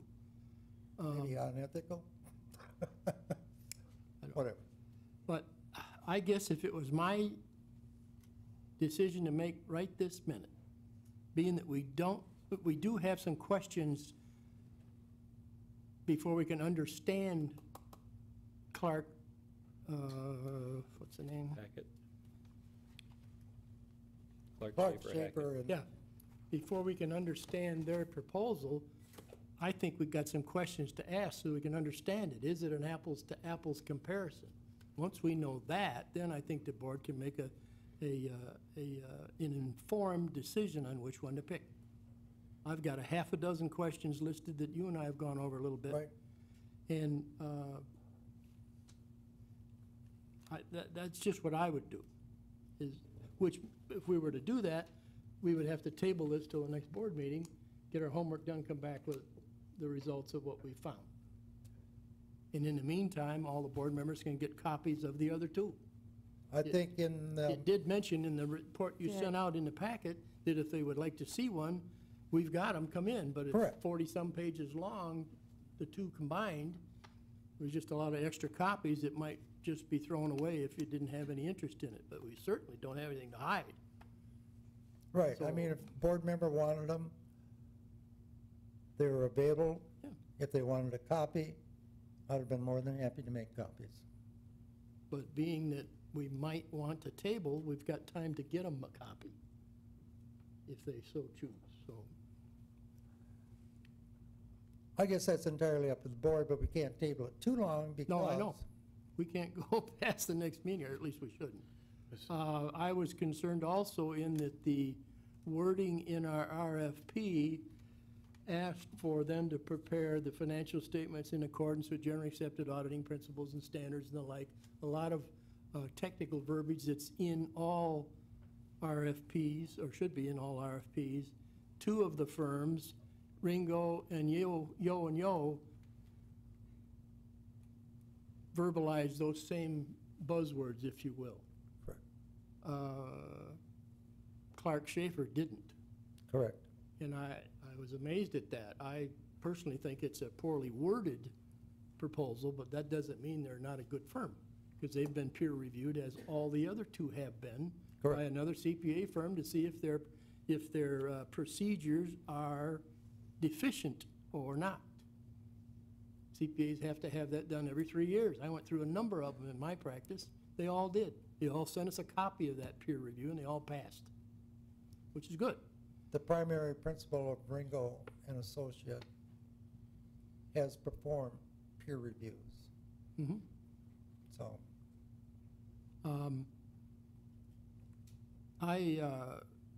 Trudy ran a copy off the website of the Adrian audit. That's one of them that they've done in Michigan. 107 pages. Yeah, I looked at part of it, specifically the wording in the auditor's opinion, and it has all the buzzwords in that our RFP asked for. They just didn't put it in their proposal. They should, in my opinion. So I think they are a firm that's doing decent work. They're a 7-office firm with, I don't know how many employees. They got 47 shareholders. It's a corporation, and I don't know. I just think we ought to look at Clark Schaefer Hackett's bid a little more in depth so we understand it before we can make a decision. We might very well come up with choosing Ringo. You know, if it's very close in price, if they're gonna add some things, when we ask them, well, is this in there, is that in there? And they say no, and that's gonna be X number of dollars, we need to add that to that bid amount. Well, what does that revised bid end up being then? We don't know, at least I don't know. We probably need to know that. I'll stop. Ms. Hershberger. I guess my biggest point is I'm a little uncomfortable being the first guinea pig, first township they audit. If they miss something, per se, it's on us. especially since they've never audited a township before in Michigan. So that's my Which biggest they've done a lot in concern. Ohio, which has different regulations and maybe different reporting regulations, but the financial statement's gonna be the same because Correct. that's a national standard. Right. So that doesn't concern me as much as that they're doing the work similarly to the other two, which I think they are, but we need to make sure of that. Yeah, I think the only other thing I was going to add is, Dave, when you and I talked Monday, I'm at the exact same question tonight. And to me, it's not the stylistic of the proposal, or it's not the verbiage they used in the audit. I'm fairly comfortable that if a 7-firm accounting office is doing governmental work in multiple states, and they're doing it for a city in Michigan, chances are they're probably going to do our books reasonably well. My problem is this: I answer to the people of this community. I answer to my neighbors. And nothing I have been given yet justifies why Ringo and Associates is better than any of the other 2 firms. They may absolutely be, but I can't vote affirmatively and spend $8,000 additional dollars and then be caught in Kroger and somebody say, why did you do it? And stare at them with a blank face and go, I don't know, I really wasn't provided. I was just told they were the better firm. So I need more information so that I can make a more informed vote. That's all I'm asking for. However that presents. Mr. Steiner? One last comment and one last question. It was brought up about possibly, what if we looked at Clark Schaefer Hackett for 1 year, and then if it doesn't work out? Question is the RFP strictly based on 3 years, and that's how they came up with their cost? Or if we take 1 year, are they gonna take the number and change that? Oh, I have no idea. Our RFP asks for 3 years individually, and we can choose whether we go forward or not. So it's totally in our control on whether we go to the second year, with Okay. all of them, and they all responded to that. Okay, and then just the other comment is, I'd be real curious, as Mr. Francis stated, again, you mentioned sewers. Okay, they're gonna charge extra for that. We need to know what those extra add-ons are. So that'd be my last comment. That's I not would- much of a cost. There's not much time spent on Yeah, that calculation. But I'm saying, of I don't any know what other, the cost is. just to know what they are. And other than that, I agree with Mr. Francis that if we need to defer and also have a full board at the time to do this, that works for me as well. Did I make one comment? Will the board let me know what they expect from me after I meet with all of them? I mean,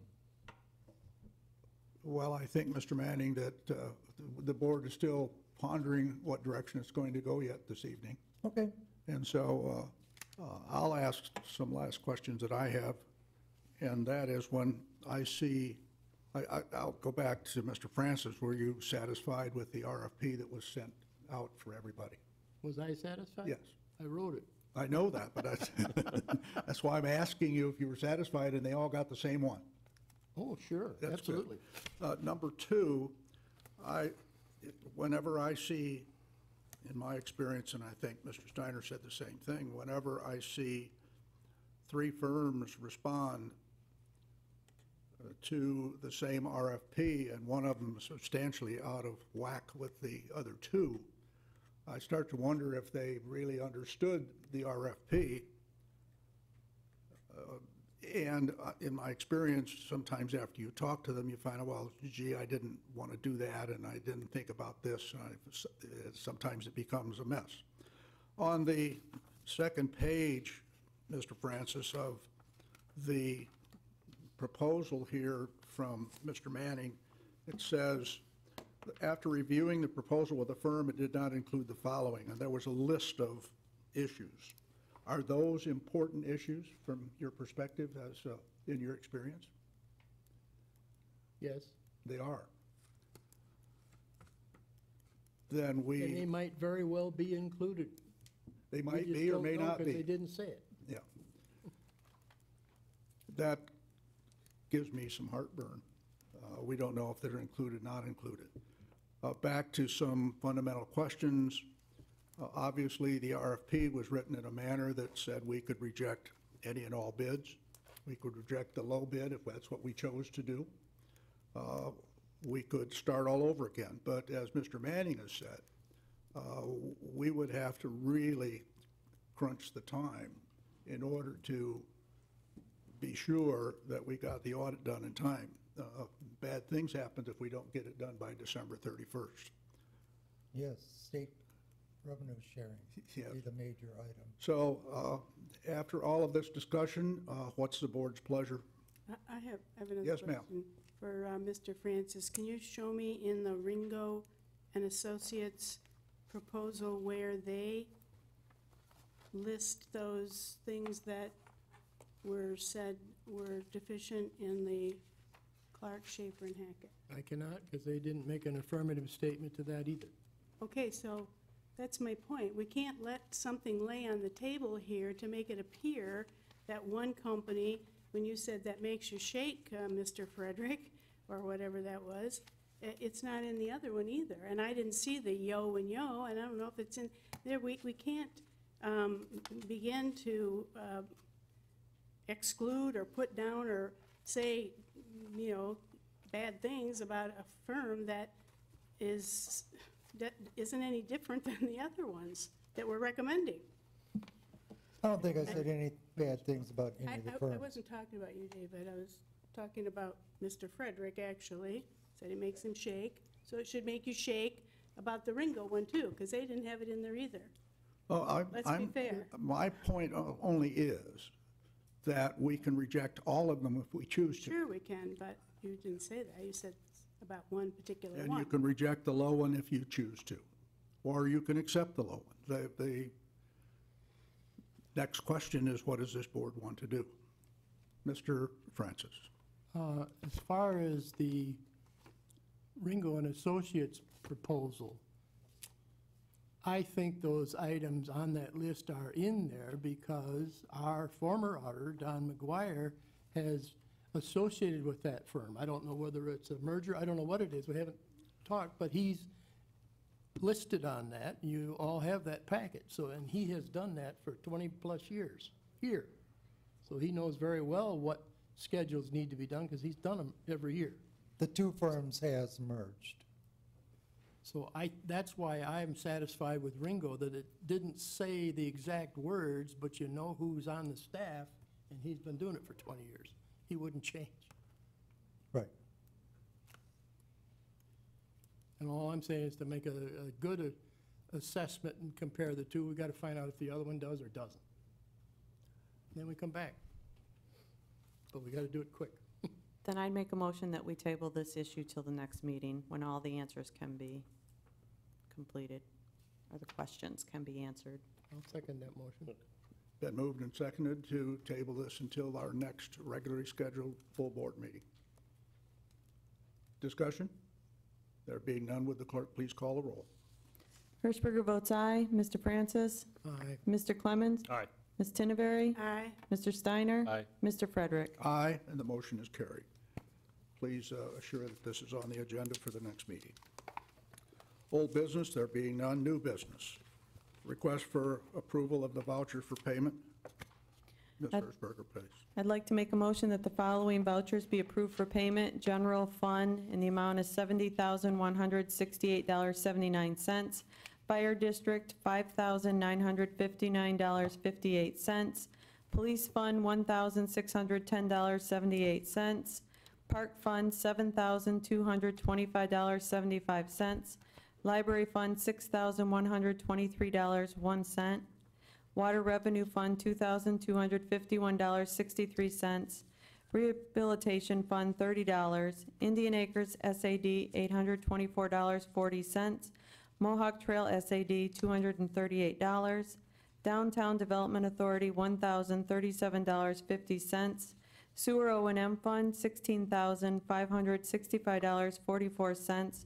Trust and Agency Fund, $1,344, for a grand total of $113,378.88. I'll support. Been moved and supported. Would the clerk please call the roll? Hirschberger votes aye. Mr. Francis? Aye. Ms. Tinnevery? Aye. Mr. Steiner? Aye. Mr. Clemens? Aye. Mr. Frederick? Aye, and the motion's carried. Item 8B, request for tentative preliminary plat approval for Waterford Plat 3 on a portion of parcel number 5802-020-147-30. Is there a representative here?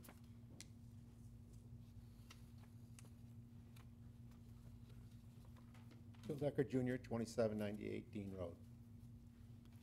Any comments? I'm afraid to, no, none. Maybe a little bit out of the ordinary, sitting as the chair temporarily, but I was a member of the Planning Commission when this came before the Planning Commission.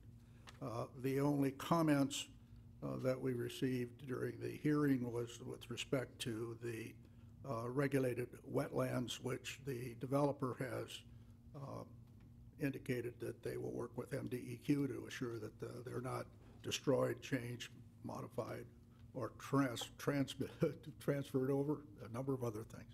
So I move that upon the recommendation of the Planning Commission, approval of the request for a tentative preliminary plat for Waterford Plat 3 on a portion of parcel number 5802-020-147-30, 2798 West Dean Road between Secor and Douglas Roads, provided the petitioner meets all the requirements, comments, and conditions set forth in letters from the Monroe County Road Commission dated 3/20/18, the Monroe County Drain Commission dated 5/23/18, the Bedford Fire Department dated 6/4/18, the Manick and Smith Group dated 6/7/18, the Michigan Department of Environmental Quality requirements regarding 1.85 acres of regulated wetlands on the parcel, and complying with the zoning requirements for an R3 single-family residential zoning district in an RT two-family residential zoning district.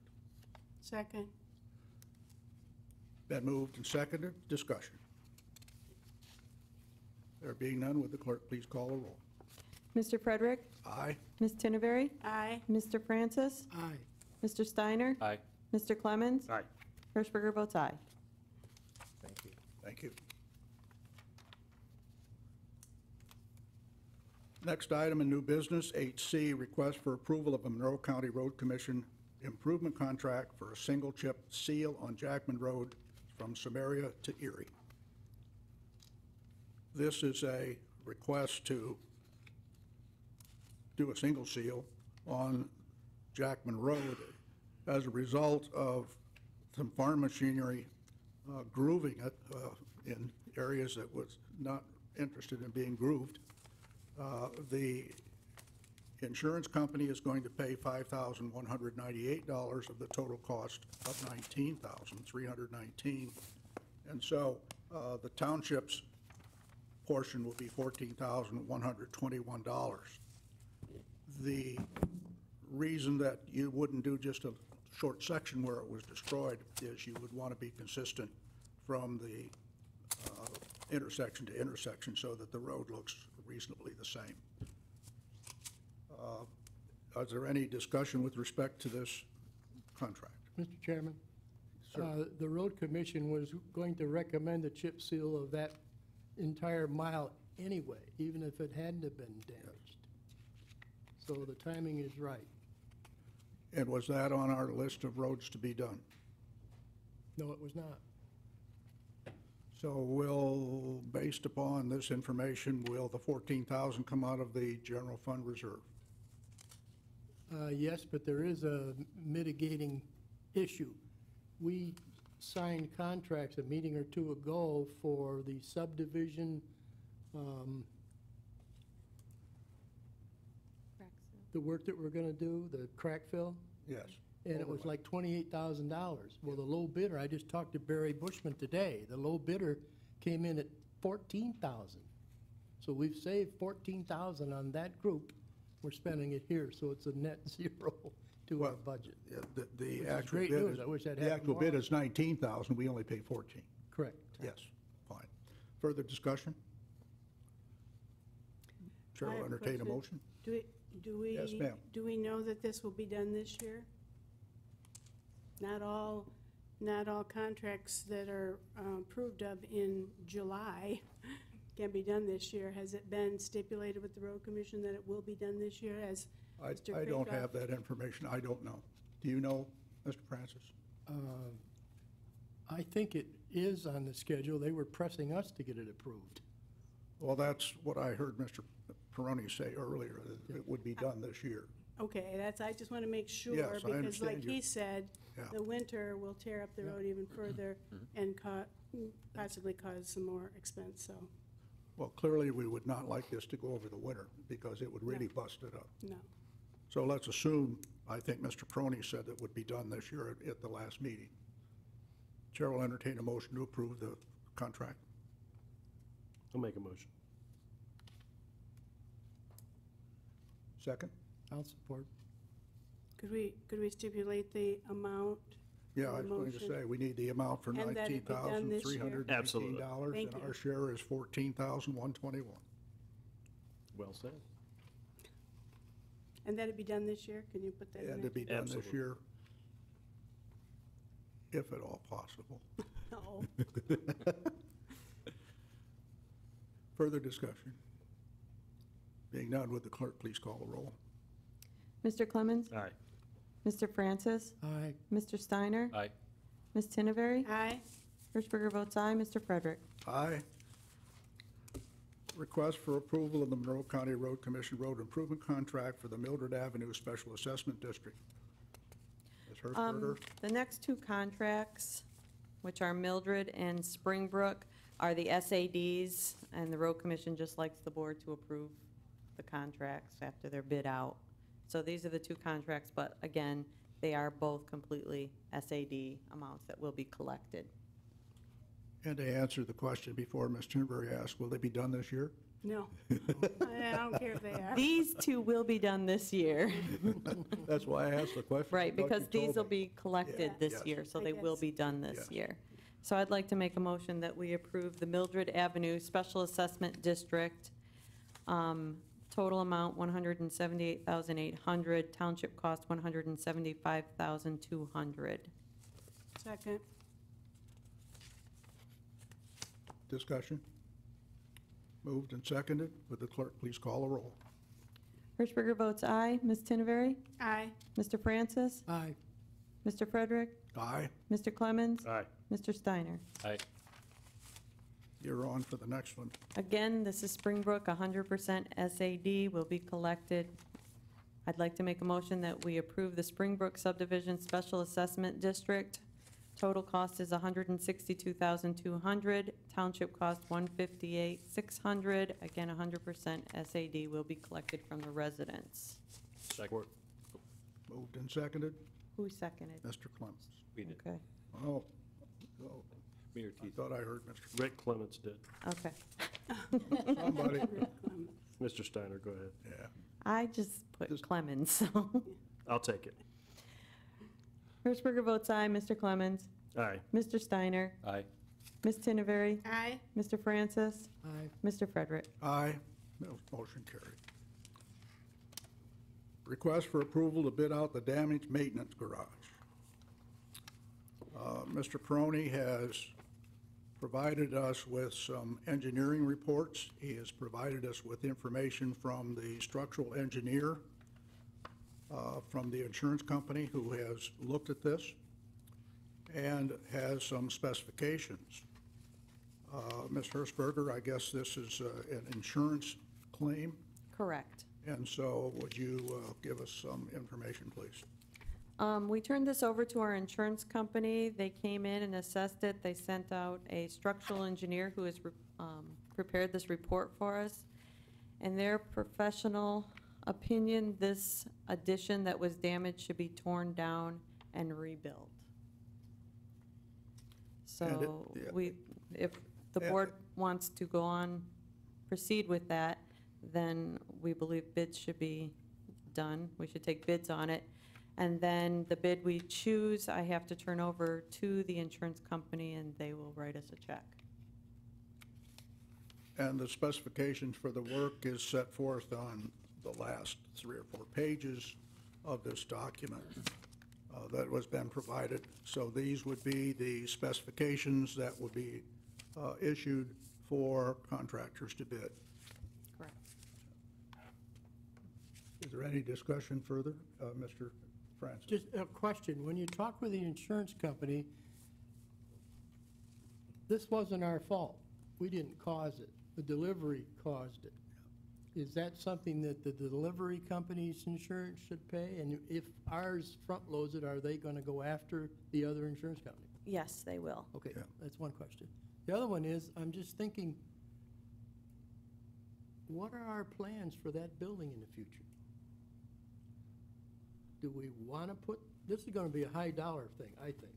Not out of our pocket, but it's a costly thing. Do we want to put that much money in that building? Some of us have been talking around, well, maybe we ought to try to sell that property. We don't own it. We'd have to negotiate with the Drain Commission, who technically owns it. But all of our money was used to purchase it and renovate it. I don't think the Drain Commission's got any money in it. Came out of excess sewer funds way back when, because part of that proposal required that we keep the equipment out of the weather.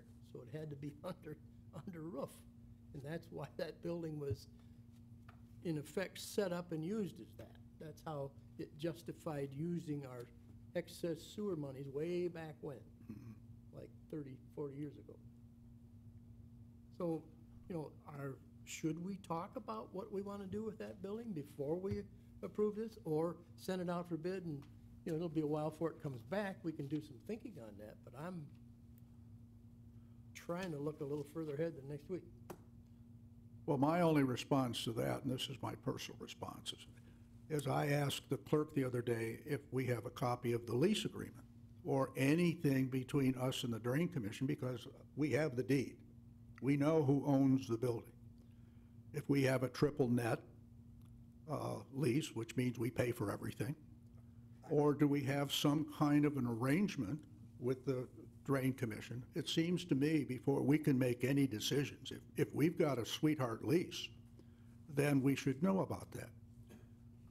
But clearly, this building has to be repaired before the winter, because otherwise we're going to have bigger issues than just whether or not we're going to stay in the building 5 years, 10 years, or no years. This has to be fixed because it is open to the weather. It's been structurally repaired, but it's a temporary repair. I saw the pictures of it, and all they're doing is putting some 2x4s or some 2x6s up and bracing it. So in the end, it should be fixed. Then, with respect to your point, I think that's another subject for the board to consider, clearly.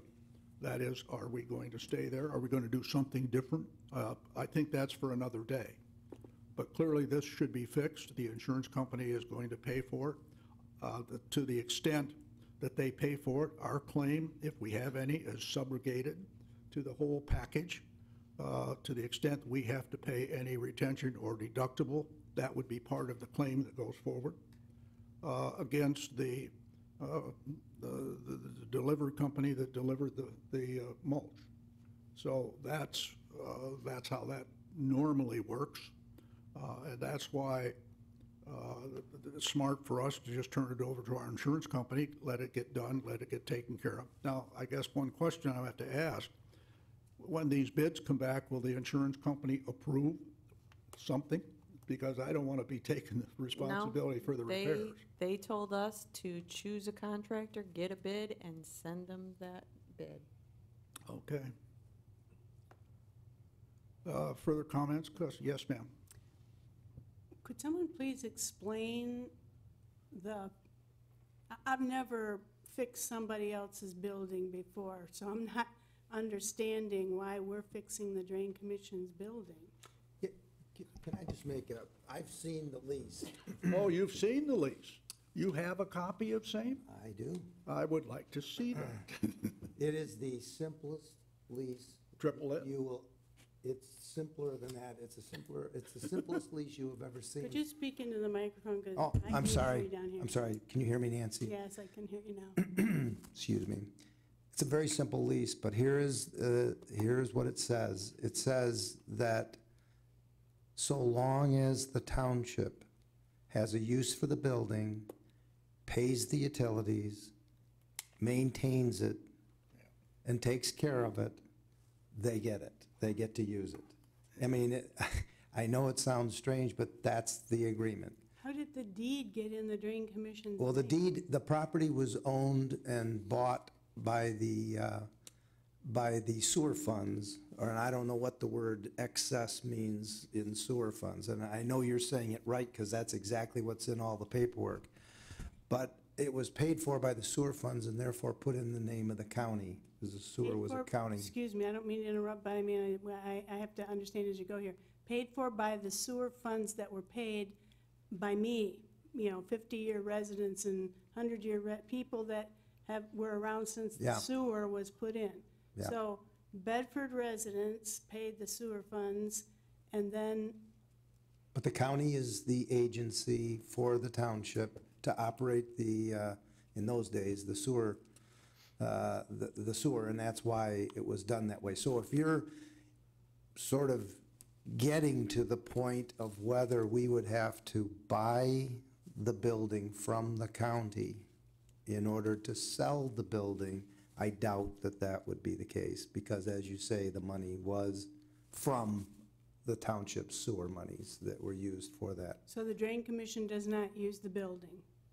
I think they have a small, I don't know, a filling station there or something like that, but for the most part, they don't use the building. I think the township uses So if we it. wanted to tear it down, I think we would have to get the approval from the county for that, from the drain commissioner for that, to tear it down, which I think would be readily given. Can I speak to that? The only bug that I can see in this is that water filling station. Yeah. That's very expensive. It'd probably be $60,000, $70,000 for them to move it. Yeah. And I don't know if you can I don't sell the property with that in there. I don't know. But Yeah. that's a bug in that idea to sell that building and then use the proceeds to build like a pole barn maintenance Yeah. building right Right. back there on Yeah. property we already own. Yeah. exactly. Yep. So we got a little bug in this. Yeah, I've heard all those things talked about, and I do believe something could be, worked out in, for the benefit of the township in that respect. I don't know what would happen with the filling station, though. I don't know how that would be taken care of. As far as the building goes, I don't think the county has any need for it or any use for it, the drain commissioner. It's not even, I didn't know, you're using it as some sort of a general maintenance place. I don't think it's used by the sewer system or the water system, other than the filling station. So I think something could be taken care of. But as far as what's going on right now, it is appropriate that the township was insuring it, as was required under the lease agreement. And it is appropriate that that insurance is the one being claimed against. And clearly, it would have been nice if the faulting party would just come in and give us a check, but that just isn't the way it works. And so this is the appropriate thing. It sounds like our insurance company is willing to pay up as it is required to do under our insurance contract, and then they will go out and, as Lamar says, subrogate and go out and go after the faulting party. But as far as a long-range plan, yeah, I know you've talked about it before, and we could talk about that. The only thing is, we have insurance, we have a loss, and I don't know how to cover that loss with our insurance if we just tear the building down. We would lose out, it would seem. It would seem like, if we did that. Well, if we didn't repair it and tore the building down, our claim would be extinguished. Yeah, that's what I'm saying. It doesn't, the better way, I guess, would be to possibly, find a buyer for it, talk to the drain commissioner about it, and go that route, I guess. Well, I But think in the that meantime, I think it should be repaired. Yeah, I agree. So if I would like to see a copy of that simple one-page lease. It's 2 pages. Yeah, and get one to the clerk so that we have a full package of information, because she only has the deed. Really? And I asked her about the lease itself, and she doesn't have a copy. But clearly, if it's what is usually described as a triple net, meaning you pay for everything, you maintain the building, you keep it up to snuff, and it's our responsibility to carry insurance, pay all the utilities, that's the triple net side. Yeah. So my view is we ought to get it fixed. It's open to the partially open to the weather, and further, it's a temporary barricading of the inside. We need to really get it fixed and get it fixed properly. And then I think, as Mr. Francis says, that becomes a subject for another day as to what we want to go forward in terms of buying it, selling it, since we already half own it, if the sewer fund owns it. And because of the statute that the drain commissioner is simply the county agent, we can work that out as a go forward. Yeah, and interestingly,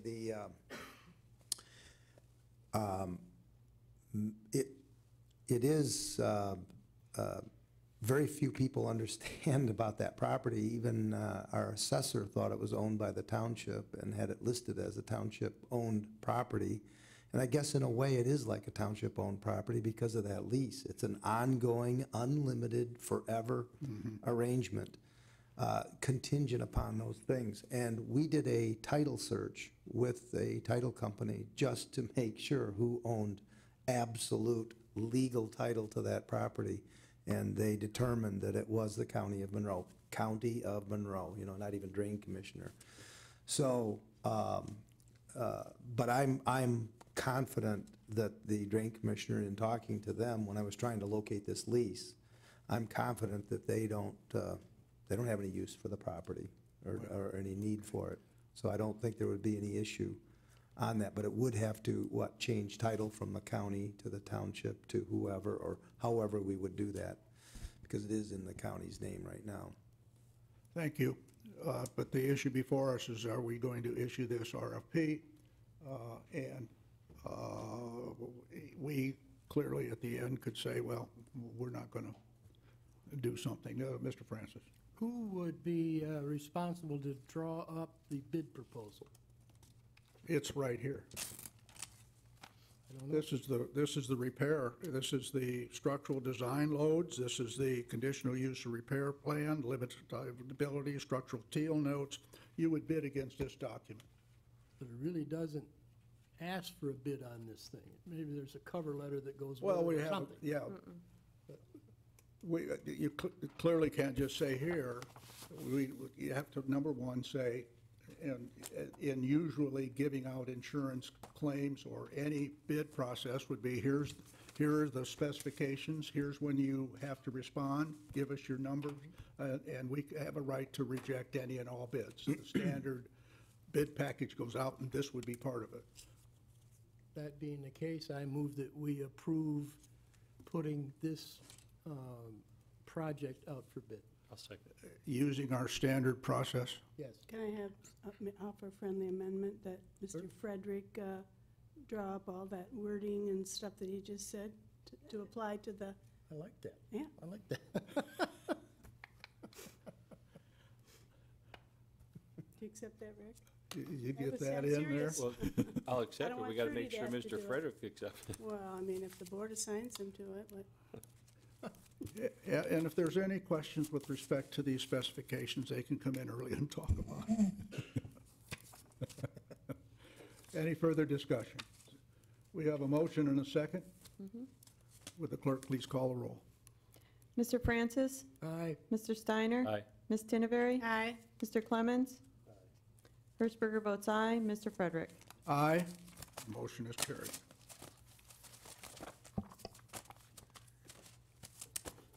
Next item on our agenda, comments from the public, 5 minutes to each individual. Is there anyone in this audience?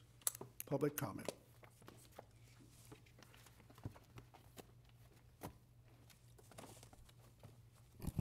Good evening, Logan Tisdale, 1308 Brandywine Street. I just want to congratulate Fire Marshal Ripple on his retirement. 45 years of service to a community is unbelievable. He probably got accolades tonight for his service, but I'm sure during his career he probably received accolades from people that he actually served, because he just didn't serve a community, he served individuals. And that's what we're all called to do. We're all called to serve one another. I want to give you a couple of quotes on service, because all of you are in the same position that he is, that you're here to serve, and not just to serve us as a community, but to serve individuals. Service to others is the payment you make for your space here on earth. You know who said that? Muhammad Ali. Did you ever meet him? I didn't. Here's another quote I think is kind of apropos. It says, let's see if I can find it here. It says, everyone can be great because anyone can serve. You don't have to have a college degree to serve. You don't even have to make your subject and your verb agree to serve. You only need a heart full of grace, a soul generated by love. I want to share something with you today, because it has to do with service. I was playing Giant Oaks the other day, and I like to walk. It was really hot out there, about 90 degrees, and I was coming up number 8 fairway, and I was approaching my second shot, and there was a young man in the bunker raking the bunkers. 16-year-old guy, young guy and stuff. He left the bunker, got on his cart, and he drove to me, and you know what he said? He said, "Sir, it's hot out here today. Would you like me to get you some water?" 16-year-old kid said that. A heart to serve.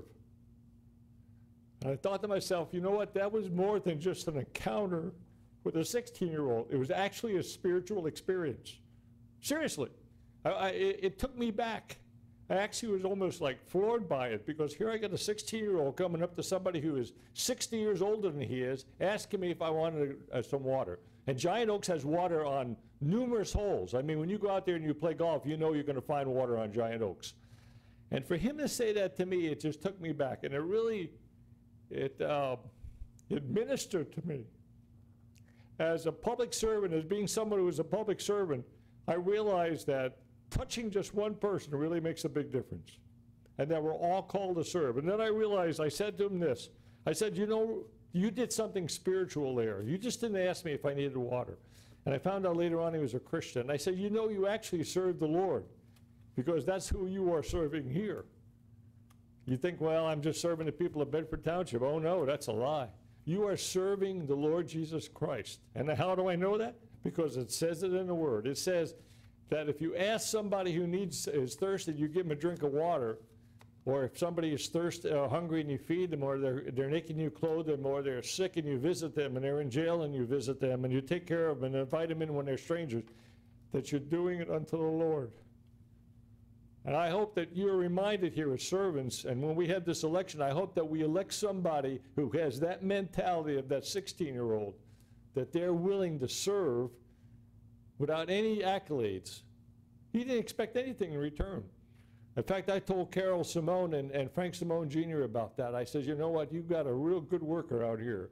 That he came up to a golfer who he didn't know and asked him if he wanted a cup of water.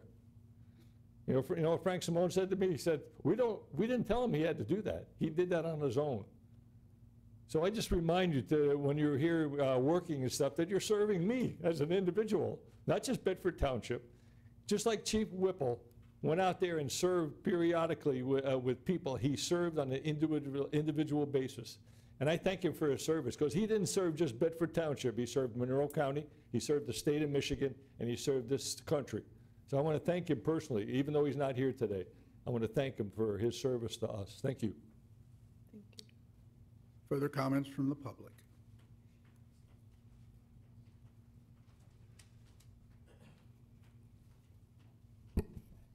Gail Kane, 1056 West Temperance. Couple things tonight.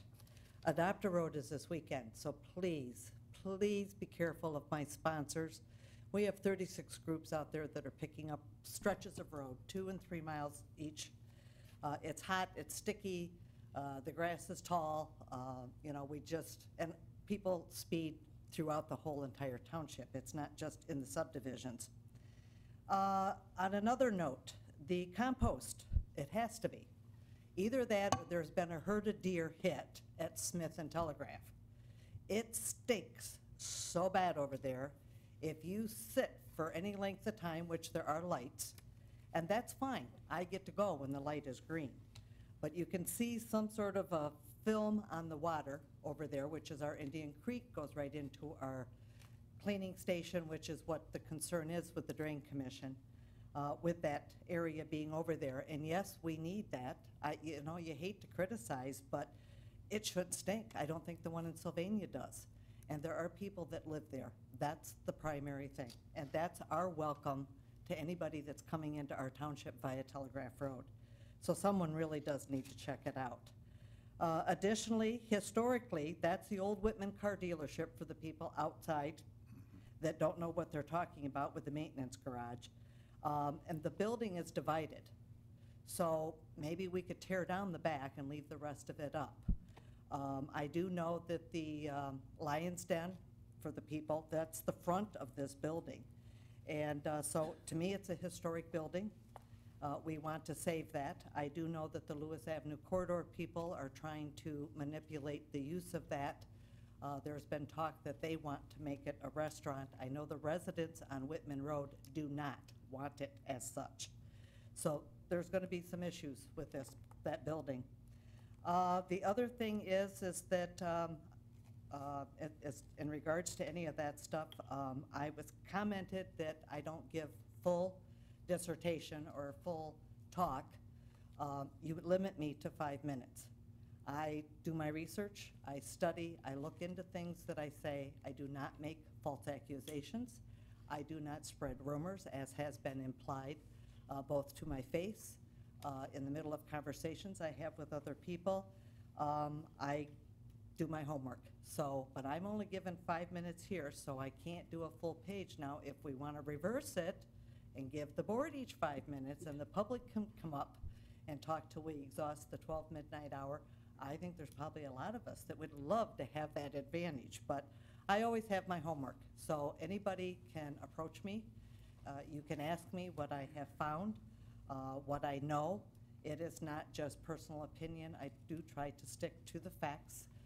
And having been involved in the Temperance Action Committee since 2002, and having lived in this township for a very long, long, long time, I'm not coming in new to the block.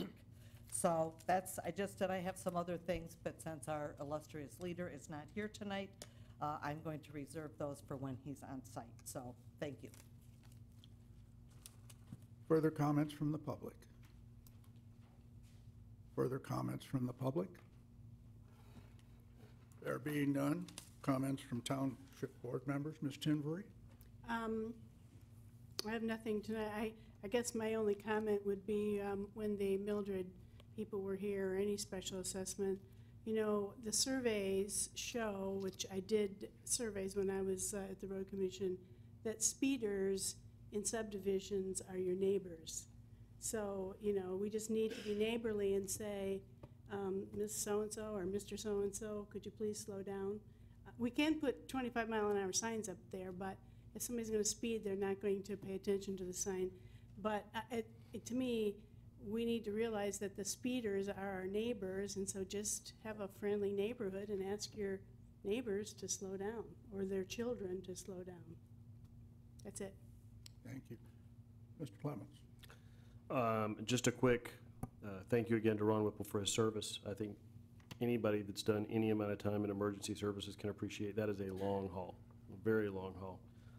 The other thing I wanted to say in that light is it seems like every week we talk about how busy our fire department has been, and it feels like each week it keeps getting busier and busier.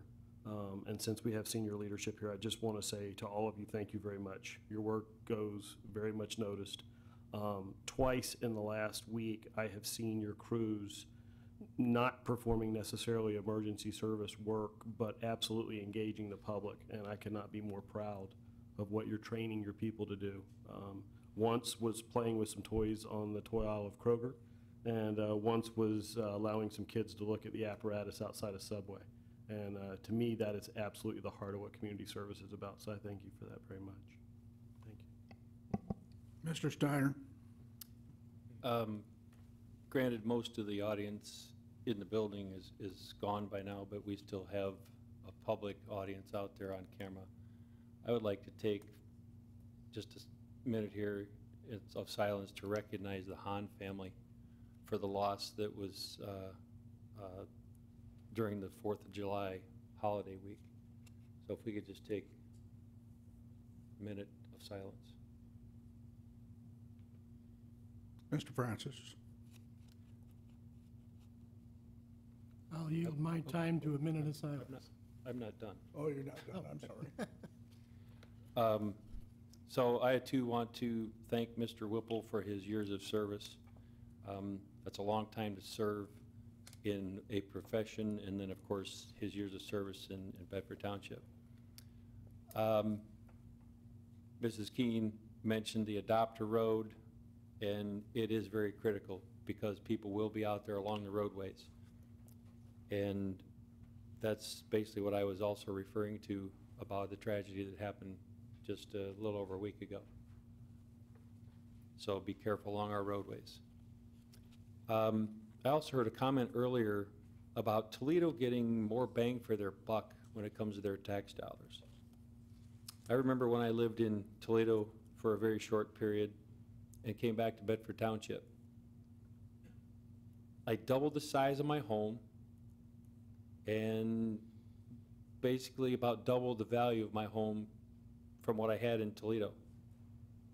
My taxes were actually slightly less in Bedford Township than I was paying in Toledo. And then I heard how they have better fire department. I'm sorry, I've seen our fire department work. Between our fire department, our police, our safety, our ambulance services, we are getting a lot for our dollar. We have a lot of committed individuals for this community. Until I see one of them literally do something wrong, I will stand here with those people because they're the ones that protect us. And again, back to the tragedy from a week and a half ago, I have had a few different conversations with people that have discussed and commented how our fire department and how our sheriff's department acted during that situation. And just unbelievable how they reacted is what I have heard from a number of people. So again, great job to our fire safety and emergency services that protect us all each and every day. Thank you. Mr. Francis, now? I have nothing to say that hasn't already been said, but Mr. Steiner asked for 1 minute of silence. At some point, we should do that. And if it takes me yielding my time. I only gave him 30 seconds. To get that done, I think we should. You want another 30 seconds? Because that's important.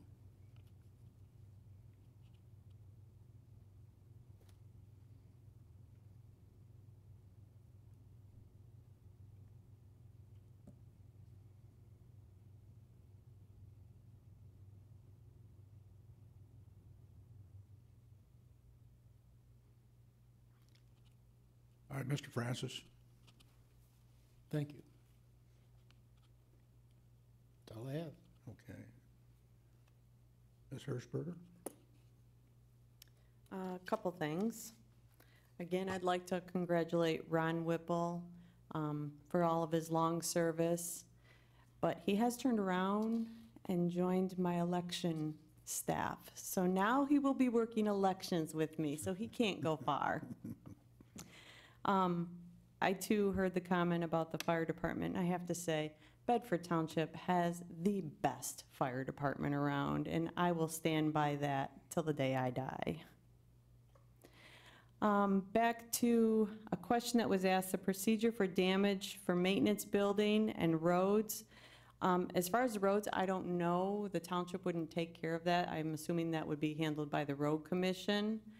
But the building would come to me. I present it to our insurance company with all the information I have. The insurance company will come out, look at whatever damage is being turned in, and make a determination. But we have very good coverage. This building is being covered 100%, and they will go after the other party. So it makes our lives a lot easier. Lastly, I want to say that absentee ballots are still available in the clerk's department. If you haven't picked one up, you can do so. I can mail ballots out until the very last day, which is Saturday, August 4th. We will be open here at the township from 8 a.m. to 2 p.m. for election purposes only.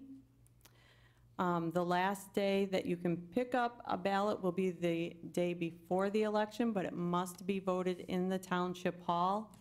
The polls are open for the primary election on Tuesday, August 7th, from 7 a.m. to 8 p.m. And also, the next board meeting due to the election will be held the following week, August 14th, which is 1 week later. That's all I have. Thank you. I've known Ron Whipple for 21 years. He's been a jack of all trades. He has devoted half a lifetime to this community.